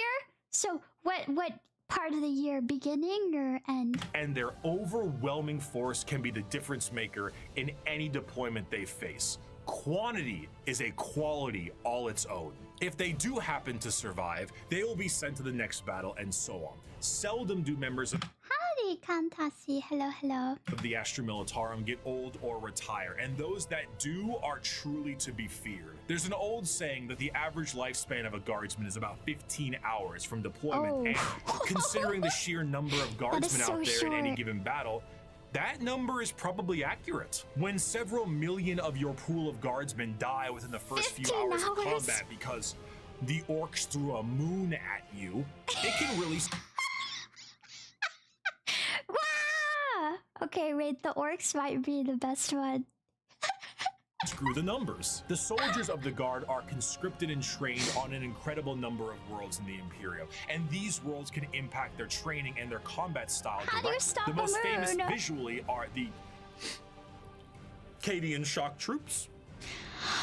But other notable Guard factions include the gas mask clad Death Corps of Krieg, the Rambo level of Catachan Jungle Fighters, and the Iron Willed Mordian Iron Guard. Oh my goodness. This also helps them specialize against individual types of enemies. The Indigan Prefects are a special Guard regiment that came from a planet whose planetary governor, the leader of the planet, thought it was fun to collect exotic animals, which then crossbreed and then became the giant freight train-sized monsters destroying the planet. So the Indigan Prefects are specialized for big monsters. Hello, Tyranids. One particularly interesting officer in the Guard is the enforcement officer known as the Commissar. And they are one of the more visually striking members of a regiment. These are specialized Imperial officers and act as morale officers. But instead of singing songs to the troops and providing hot meals, the Commissars are there to make sure that the members of the regiment continue to fight to the bitter end. If a soldier does not meet the standards of the Commissar, the solution is simple. There are trillions of other soldiers out there. We don't really need you. Combat fatigue, let's eat headshot. you. Concerns about the conflict, headshot. Fleeing the battlefield, you bet that's a headshot. Considering that these officers tend to be outside of their regiment, feelings on them can be mixed. And in fairness, certain commissars, like the esteemed Ibram, Aren't we always in the need for food? You can prove useful somewhere else. Gaunt, or Caiaphas Cain tend to do a bit better with the whole Whoa, people talking part. this Because if, uniform's say, so you were trying cool. to tell a beefed up Catachan jungle fighter what to do, you might take a mysterious leave of absence inside a carnivorous plant. But no matter what I say, I don't think I can truly convey the sheer might of the Imperial Guard, so I'm gonna get a visual aid. Let's take a look at this image right here, right? This is the cover of the 9th edition Codex for the Astra Militarum, the official cover art. Your eyes may be drawn to the dark and brutal looks of some of the main members on the front and the gigantic orc they are attacking, but zoom out a little bit. There is no floor. Yeah, There it's is just people. only people, and behind those people Oh my goodness, what if you get... I feel like you could get trampled really easily. Like, if you fall, you're dead. are tanks, and behind those tanks are flying artillery shells. There are 2 enormous transport ships in the sky, and their ramps are down, and on their ramps are more people. The Imperium is described as having 1,000,000 worlds. 1,000,000 worlds. And each one of them gives soldiers to the Imperial Guard for the tithe. On a given battlefield, in a given fight, foot soldiers number in the millions, tanks in the tens of thousands, and you have enough artillery to turn the night sky day. You have walkers and APCs and aircraft and horse cavalry and tanks the size of wait, how would the apartment horse buildings. cavalry You have drop room? troops and spec ops and rattling snipers and gigantic ogres that can't count to 4, but they can turn you into 4 pieces, and it just doesn't end. Humanity is a horde army, but instead of a horde of bugs or rampaging orcs, it's a living wall of guns. At the end of the day, though he's been ferried through hell on a ship that's 10,000 years old to some godforsaken war-torn rock, though he deployed from high orbit with nothing but a grav chute, though he Where's the cat girls? is one of 10 million men and women snatched from his homeworld to fight a war he barely understands. Though he has been given a weapon that fires small suns and may annihilate him as he fires because the knowledge of how it functions has been lost, though his company is supported by tractor tanks that run on anything you can burn, though he wages war against the devouring hive mind, ravenous demons, and hordes of hyper-advanced aliens with strange technologies and sorceries he never dreamed existed. No one will remember his sacrifice. There will be no records of his deeds, Sad. no glorious parades in his honor, and no remembrance of his name. All he will earn is a shallow, unmarked grave on a forgotten world untold light years from home. Yet for all this Damn. thankless sacrifice, a guardsman is a man, just like you. He has no millennia-old genetic engineering, no prophetic leader, no miracles of faith. He has his lasgun, his orders, and those beside him. He is the Imperial Guard, and he will Has anyone made a lasgun? Anyone here, have you made a lasgun? hold the line. In the end, the Astra Militarum, despite fighting for the honor of the Imperium, are their own form of a massive horde army where individuality does not matter. They are merely numbers to the Imperium, and the vast majority of the conflicts they are sent to are attrition-based battles that gain virtually no ground while countless millions die. Yet this makes them the most human. For the Imperial Guard contains normal people. Not like a real lasgun, but like a replica. People who are happy and sad, people who It's the laugh pretty and love. lady. And in there I don't remember are her name, stories, but she said she because had there a is name. strength in facing the horrors of the universe head on with nothing but a rifle in your hands and a prayer on your lips. Armed with an innumerable amount of Imperial soldiers and Space Marines, the Navy begins its great crusade into the stars to rescue the stranded Primarchs and reunite them to their legions. But the biggest question needed to be asked was, what would they find? The age of strife lasted for thousands of years. If a civilization was still alive out there in the galaxy, what would they be like? The technological advancements of humanity prior to and during the Dark Age technology was unfathomable. It allowed them to spread through the galaxy with ease and allowed them to settle once inhospitable planets. These branches of humanity were provided with the vast knowledge of human creations and were given gigantic machines to make arduous labor and ease. The spreading of these massive colony ships was known as the Long March, and these ships would be retrofitted into settlements upon arrival to their new homes. Accompanying them were the gigantic pieces of farm equipment that served multiple purposes and the specialized pilots that could maintain them. They were not only able to tend the fields and do labor, but when interstellar communication was cut off, they also did a great job of protecting the colonists against both threats demonic and alien. Because of the significance of these machines, those that could pilot them were powerful enough to be considered leaders, and the upkeep and preservation of the machines and the lineage of those who could pilot them was imperative. These machines, over the thousands of years, would eventually be known as the Imperial Knights! How did I know? He must be humble of heart, strong of arm, be savage in war, loyal to hearth, and follow deeds of glory. He must keep honor with all, banish cowardice from his doings, and bring his house no shame. He must serve the emperor and defend the Imperium, thus should a knight rule himself. The Age of Strife caused these colonized worlds to be cut off from the Imperium, and the reversion of these worlds resulted in the reverence for this farm equipment turned feudal, and the leadership that controlled the devices became viewed as a noble hierarchy.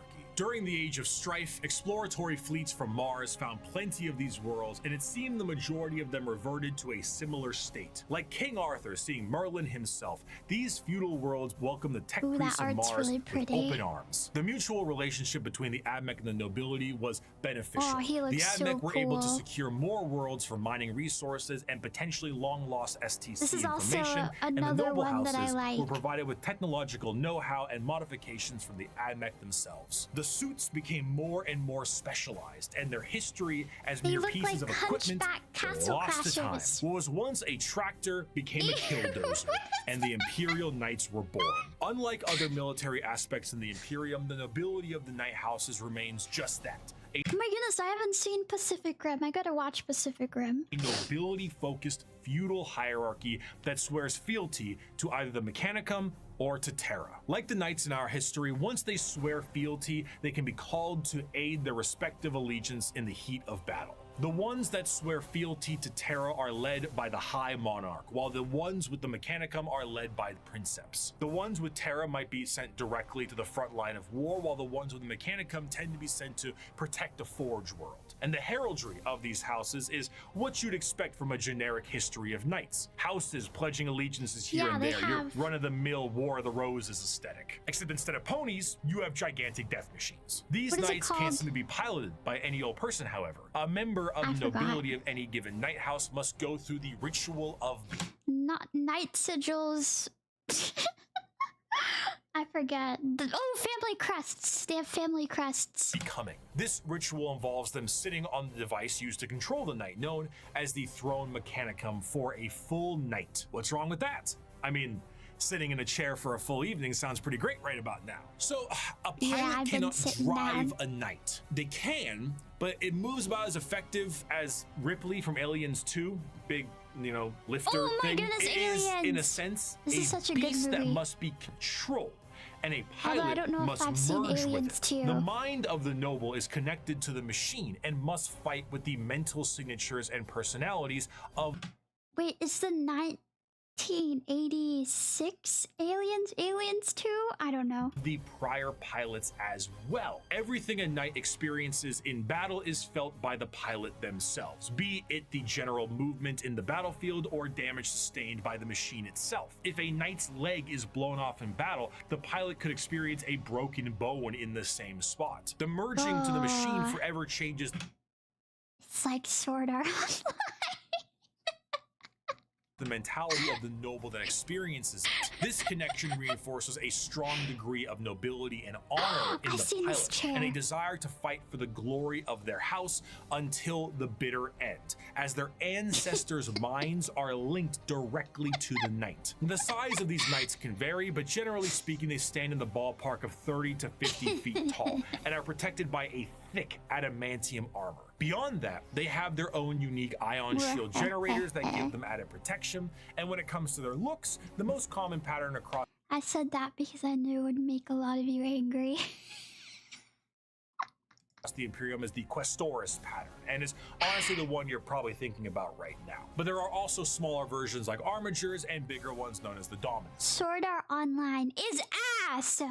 As for a loadout, these guys are essentially a violent Mr. Potato Head. Mr. Battle Potato cannons, Gatling Head. cannons, heavy flamers, thermal cannons, up close and personal. How about a gigantic chainsword or a straight up gauntlet? And for that empty spot up top, screw it. More autocannons, maybe add some missiles. Whatever you can do to make it as over the top as possible, you gotta do it. A squire serves a knight serves a lord serves a baron, and a baron serves a monarch. So who does the monarch serve? He serves every subject, from the rudest serf to the members of the court. Chivalric fealty, when ideally practiced, is not a pyramid, but a circle. Ironically, on the surface, night worlds themselves are one of the least grim dark settings in the galaxy. Reverting to an ancient time with knights and peasants is almost an escapism from the techno hell of the modern Imperium. But this, of course, doesn't make it great for everyone. It sounds fun on paper to play a game of knights, but it's not so fun when you're the peasant of that world. For the knights themselves, the knights give their entire lives to the Throne Mechanicum, and their reality is not their own, as they have to hear the voices of thousands of generations of their ancestors controlling their actions and their lives for as long as they live. It's a strange dichotomy. When it comes to Warhammer, most to all jobs tend to be terrible. However, if there was one that could be considered enjoyable, it would be the pilot of a knight, or a princeps of their larger cousins. While it does contain an egregious amount of hardship to be a knight pilot, maybe you're right. Maybe VTubers would be good pilots. You do enjoy a wealth of privilege. A knight pilot is often an asshole who can back it up. The rich noble that, despite his braggadocious behavior, is still very much him, and he will continue to be him. But knights are not the only thing that the Imperium found lost in the stars during their Great Crusade. Due to the circumstances of the Age of Strife, humans were changing and adapting to their new homes they were now isolated on. Some of these humans evolved over thousands of years to adapt to these areas, and they were known as abhumans. Many abhumans found their way into the Imperial Guard or other lesser positions in the Imperium if they were not wiped out immediately for being too different from their human counterparts. But their abilities and appearance vary from planet to planet, and one particular group of abhumans have made quite a name for themselves in the center of the galaxy. Who are they? The Leagues of...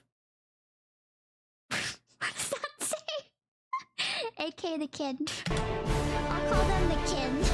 The origins of what will be known as the Kin start at some point during the Dark Age technology, where their ancestors left a planet that is very much Terra and went to the galactic core to mine it of its resources. They brought along with them everything that they would need for a long-term stay, most important of which were the incredible AI-based supercomputers. Be it guidance, technical or philosophical, schematics, or the ability to upload the memories of a deceased explorer to gather information from them, these computers became an essential part of their everyday life, especially considering that the galactic core is one of the most inhospitable places in the galaxy. It is an exceptionally star-dense location, full of abnormalities, black holes, and sentient hostile nebula. Whatever that last part means, it is not a safe and easy place to make a living, and this only got worse thanks to the warp storms during the Age of Strife. In order to adapt to this area, these travelers perfected a genetic makeup that made their future clones to be more adept to the area. These future clones would be shorter and more robust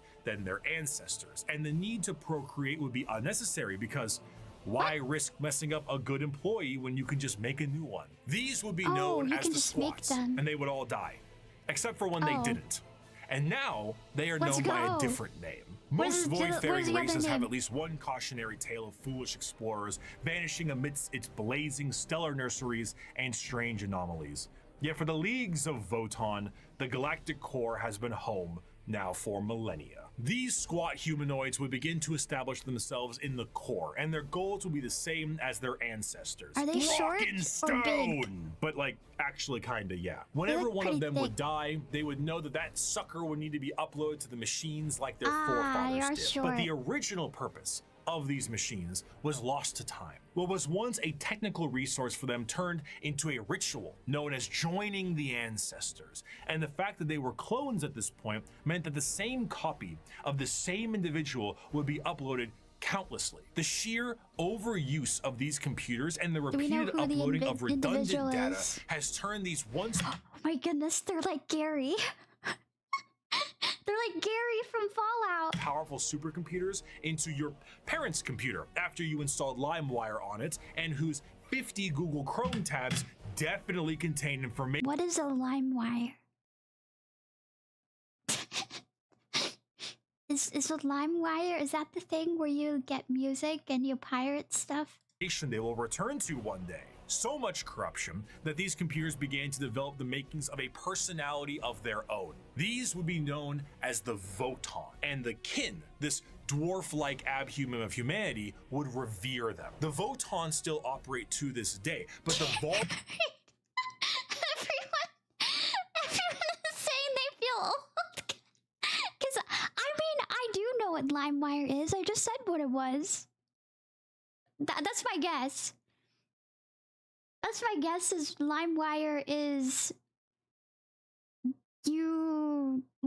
I guess it was originally created for music and then you pirated stuff with it. And I heard that you could get a lot of viruses from LimeWire, so volume of corruption have made anything outside of their very basic functions highly unpredictable. They may not answer a question for centuries at a time, and if they do provide an answer or data, it has become so corrupted and so incongruent that it takes a literal kin wizard to comprehend it. The kin, much like the dwarves of fantasy, exists nowadays as a mercantile so there was just porn on LimeWire, okay. species that constantly work to mine and manufacture. However, their capitalistic desires are dangerous. The biggest crimes a kin can face are being lazy, unproductive, and breaking a contract. Stellar conflicts have broken out over hundreds of years due to the breaking of a deal. So if you signed a contract with a kin, you best stick to it. Because of this, the kin have been known to interact with other species in a fairly common manner. This includes humanity, who have met various members of the kin multiple times, but constantly considered them to be all a different species. Famously, the Imperium noted that the kin they referred to as the Squats were their own species and were wiped out by the Tyranids. Little did they know, they were still around. The kin are acutely aware of two things. The first is these that are our space dwarfs. the humans of the Imperium are deeply terrified of technology, so the sheer existence of the Voton is a secret as well as the truth. This extends also to the Iron Kin, sentient robots that are treated in the same esteem of flesh and blood kin because kin is kin. The second thing they are aware of is where they're from. They are fairly confident that they are from Terra, and they know that if this secret was to be known by the Imperium, that the Imperium might want to take ownership of them and everything they've built. Yeah, so the more alien they are, the better. Now, this sounds fine and good, right? What could possibly be wrong with these guys besides the hyper late-stage space capitalism? Well, we have to go back to their creation. The kin are an entirely clone-based race made from the computers that are exceptionally difficult to recreate. These machines, the Voton, are becoming more and more unpredictable and derelict. If anything were to happen to these machines, it would be a twofold ending of the kin.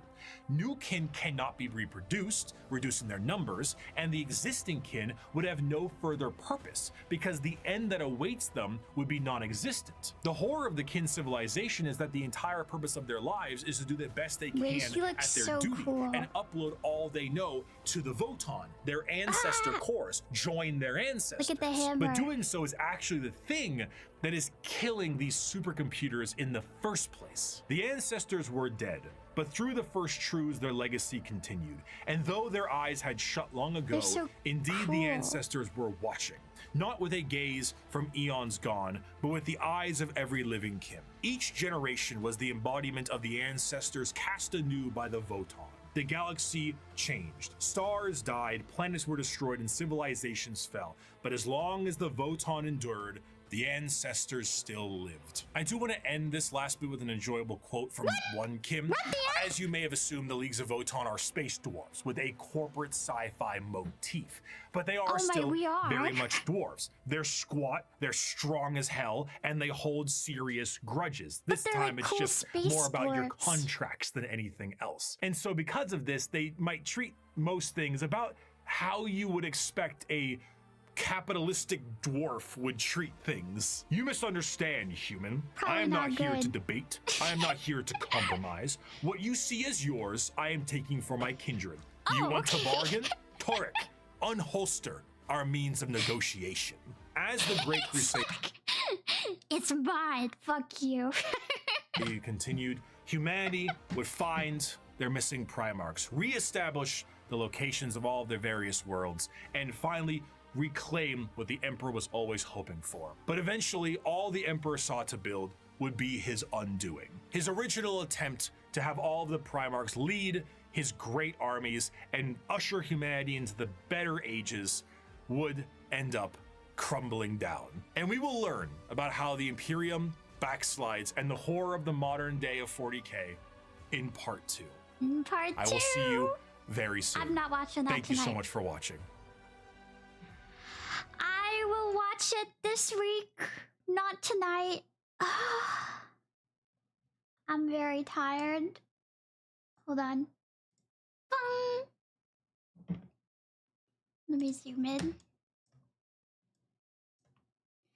Did you enjoy that, asshole? I'm very eepy, yeah. Eepy. Are you awake? Who's awake right now? I just need to put on some music.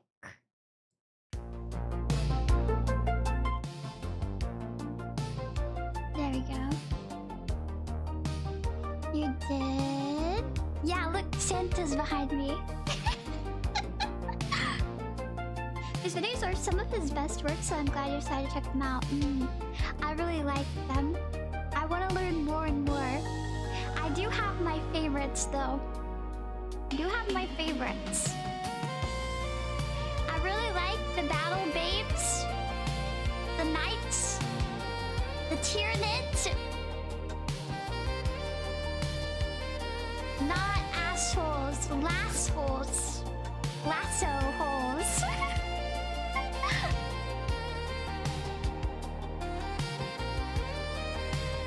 Christmas themed already? What do you mean? What do you mean it's about to be December 1st in like 20 minutes? I'm just a little bit early. You like my sweater? Look, watch this. I can have both hands up. Look how cute.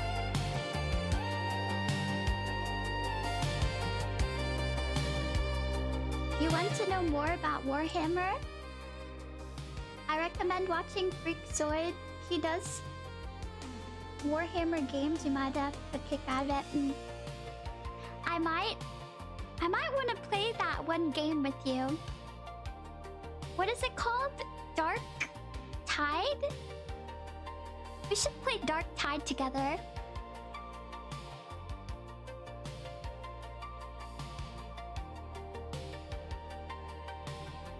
Once it becomes December 1st, I'm gonna post a little clip of me singing a Christmas song on Twitter.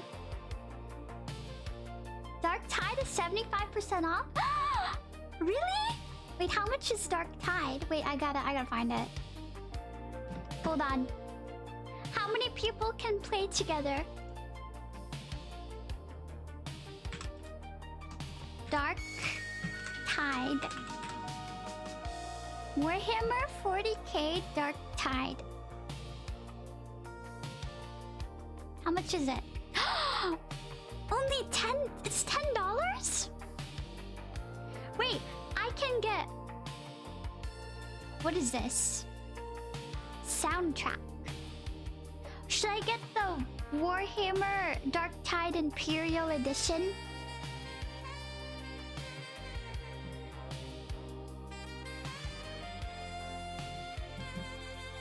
I'm gonna put this on my list. Put that on there. And then I heard people say Dawn of... Is it Dawn of War? Dawn of War. Dawn of War is on sale too. Only 20% off though. I'll put this in my cart as well. I'll put the first Dawn of War in my cart. I'm shopping for Warhammer games too. New people that are coming in. What was the other game you told me? Space Marine? Is Space Marine 2 good? Let me look it up. Space Marine. Space Marine 2. What about Space Marine 1?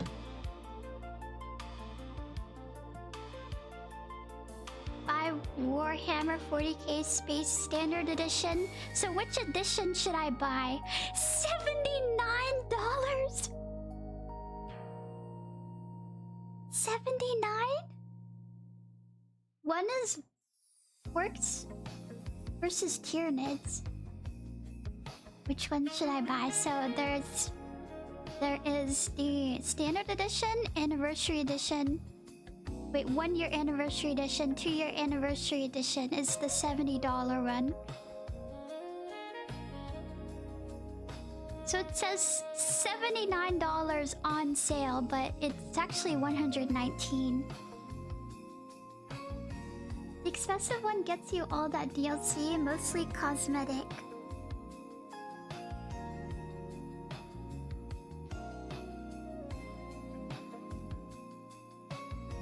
$200 to join my world of John Warhammer.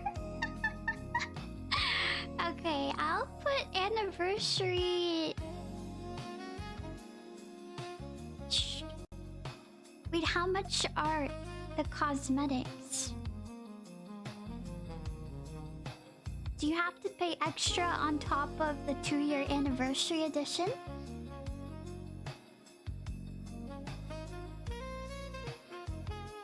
$60% was Black Friday.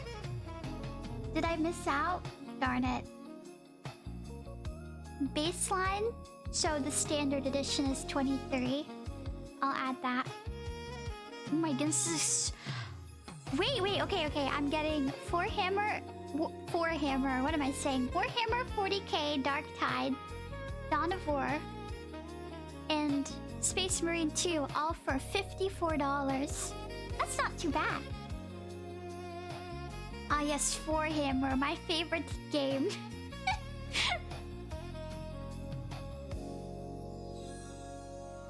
All for $50-something. Not too bad. What is Definitive Edition? Oh, it says Warhammer 40k Definitive Edition Veterans Upgrade. Purchasing this item requires you own the following items. Warhammer 40k Dawn of War Anniversary Edition. Wait, I have to buy this too? I mean, that should be fine. It's only $10. Okay, $64. Not a night. Did I get the Warhammer swagger?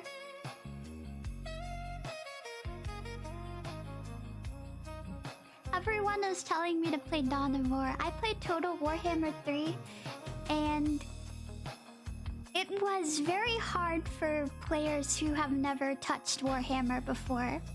Like, I played Total Warhammer 3 before I watched any videos. But then I kind of got the hang of it. I kind of got used to it.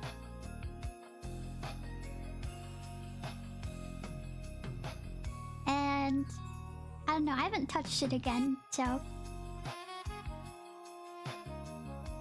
Takes guess I'm getting used to. Maybe I should watch a video before. Or I could just go into it blind like I did with Total Warhammer 3 and I yelled at my computer multiple times.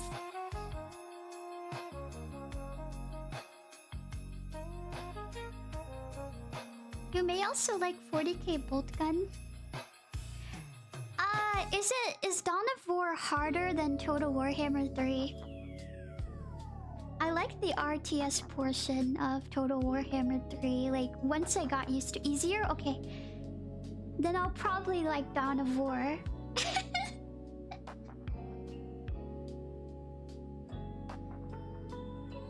There is no map component in Dawn of War. Only the RTS game. Dawn of War is way easier. Okay, then I'll probably like Dawn of War. Is it all just RTS? Well, I need to get better at RTS. Your small-brained cowgirl isn't a good general.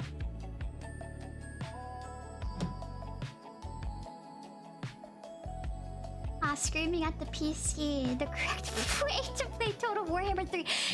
Because the stupid tutorial! Oh, it makes you so mad. I think Total Warhammer 3 is easier because you can pause. Wait, you can't pause in Dawn of War. Ooh, that's kind of scary. If you can't pause in Dawn of War. In Dawn of War, there's a Sister of Battle campaign. Wait, really? Oh, you just menu screen it. Okay, so I just got one guide. Okay. So you can pause Dawn of War. Got it. Dawn of War is RTS, Dark Tide is FPS, and SM2 is third person. Did you just say third person? You know, I might just remove that game from my...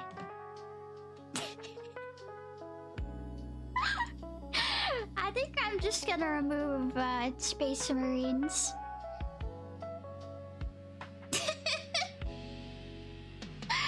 I hate third person.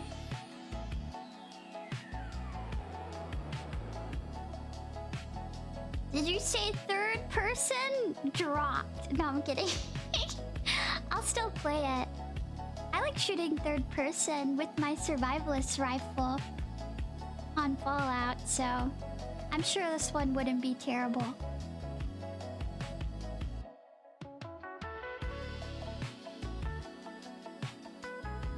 I wanna play... Can I play Space Marine 2 with Lasso?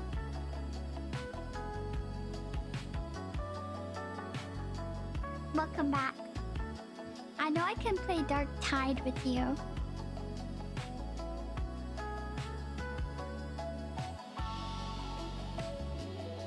Three-person? Oh. Three-person multiplayer. Oh my goodness.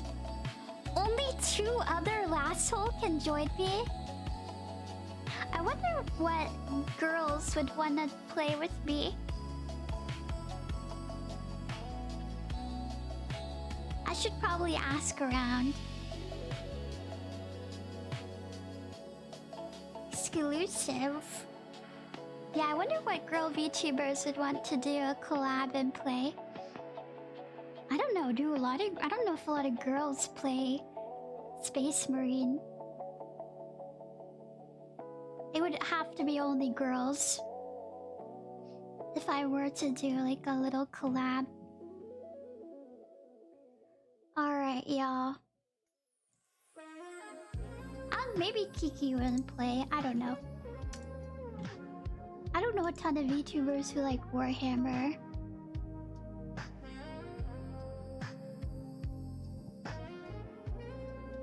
Alright, y'all. It is time for me to start the raid. It's time for me to start the raid, y'all. All the big VTubers play Space Marine? Really? I'll have to find some girls to play with. Alright. I'm looking. Who's gonna get raided by the LULULASSO? Ooh, Shibi. I like Shibi. I'm gonna raid.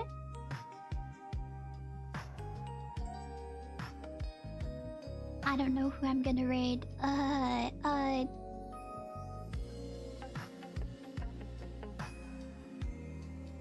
This is a hard decision. Ooh, Cleo's playing Total Warhammer 3. I'll raid her.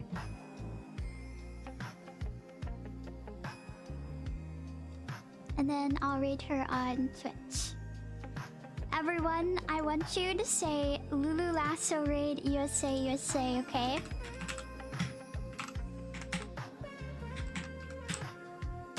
Is she okay, yeah, she's streaming on Twitch too. Alright! I had so much fun watching Warhammer lore with you. I want to learn more. Alright. Good night, Sharky. Good night, Guarding Overseer. Good night, Smoldersome. Good night, Power Bagel. Good night, Arcadian. Good night, Kompochi. Good night, Osito. Good night, Sosik. Good night, Catpaw. Good night, Scuddles. Good night, Wivery. Good night, Cat Bryce. Good night, Completely Lost Viewer. Good night, the OG Gamer. Good night, Hell Rider. Good night, Sir Jenkins. Good night, Smoldersome. Good night, Garden Overseer. Good night, Mela. Good night, Navy. Good night, Maximus. Good night, Neck. Good night, Vev. Good night, Hanged and Loaded. Good night, Fat Rebel. Good night, Rosnan. Good night, Neck. Good night, Dante. Good night, who else? Budio. Titanium. Gory Rider. Good night. Dayanda, good night. Pounds of Sloth, good night. Leon, good night. Oh my goodness. Just Singer, good night. Night Tony, good night. Hall Trigger, good night. Completely Lost Viewer. Captain, good night. Nasty Canasta, good night. Ah! Mwah, good night. Mwah, mwah. Alright, Twitch is gone. Good night, YouTube. I will see you when I see you. I gotta make my schedule, so good night.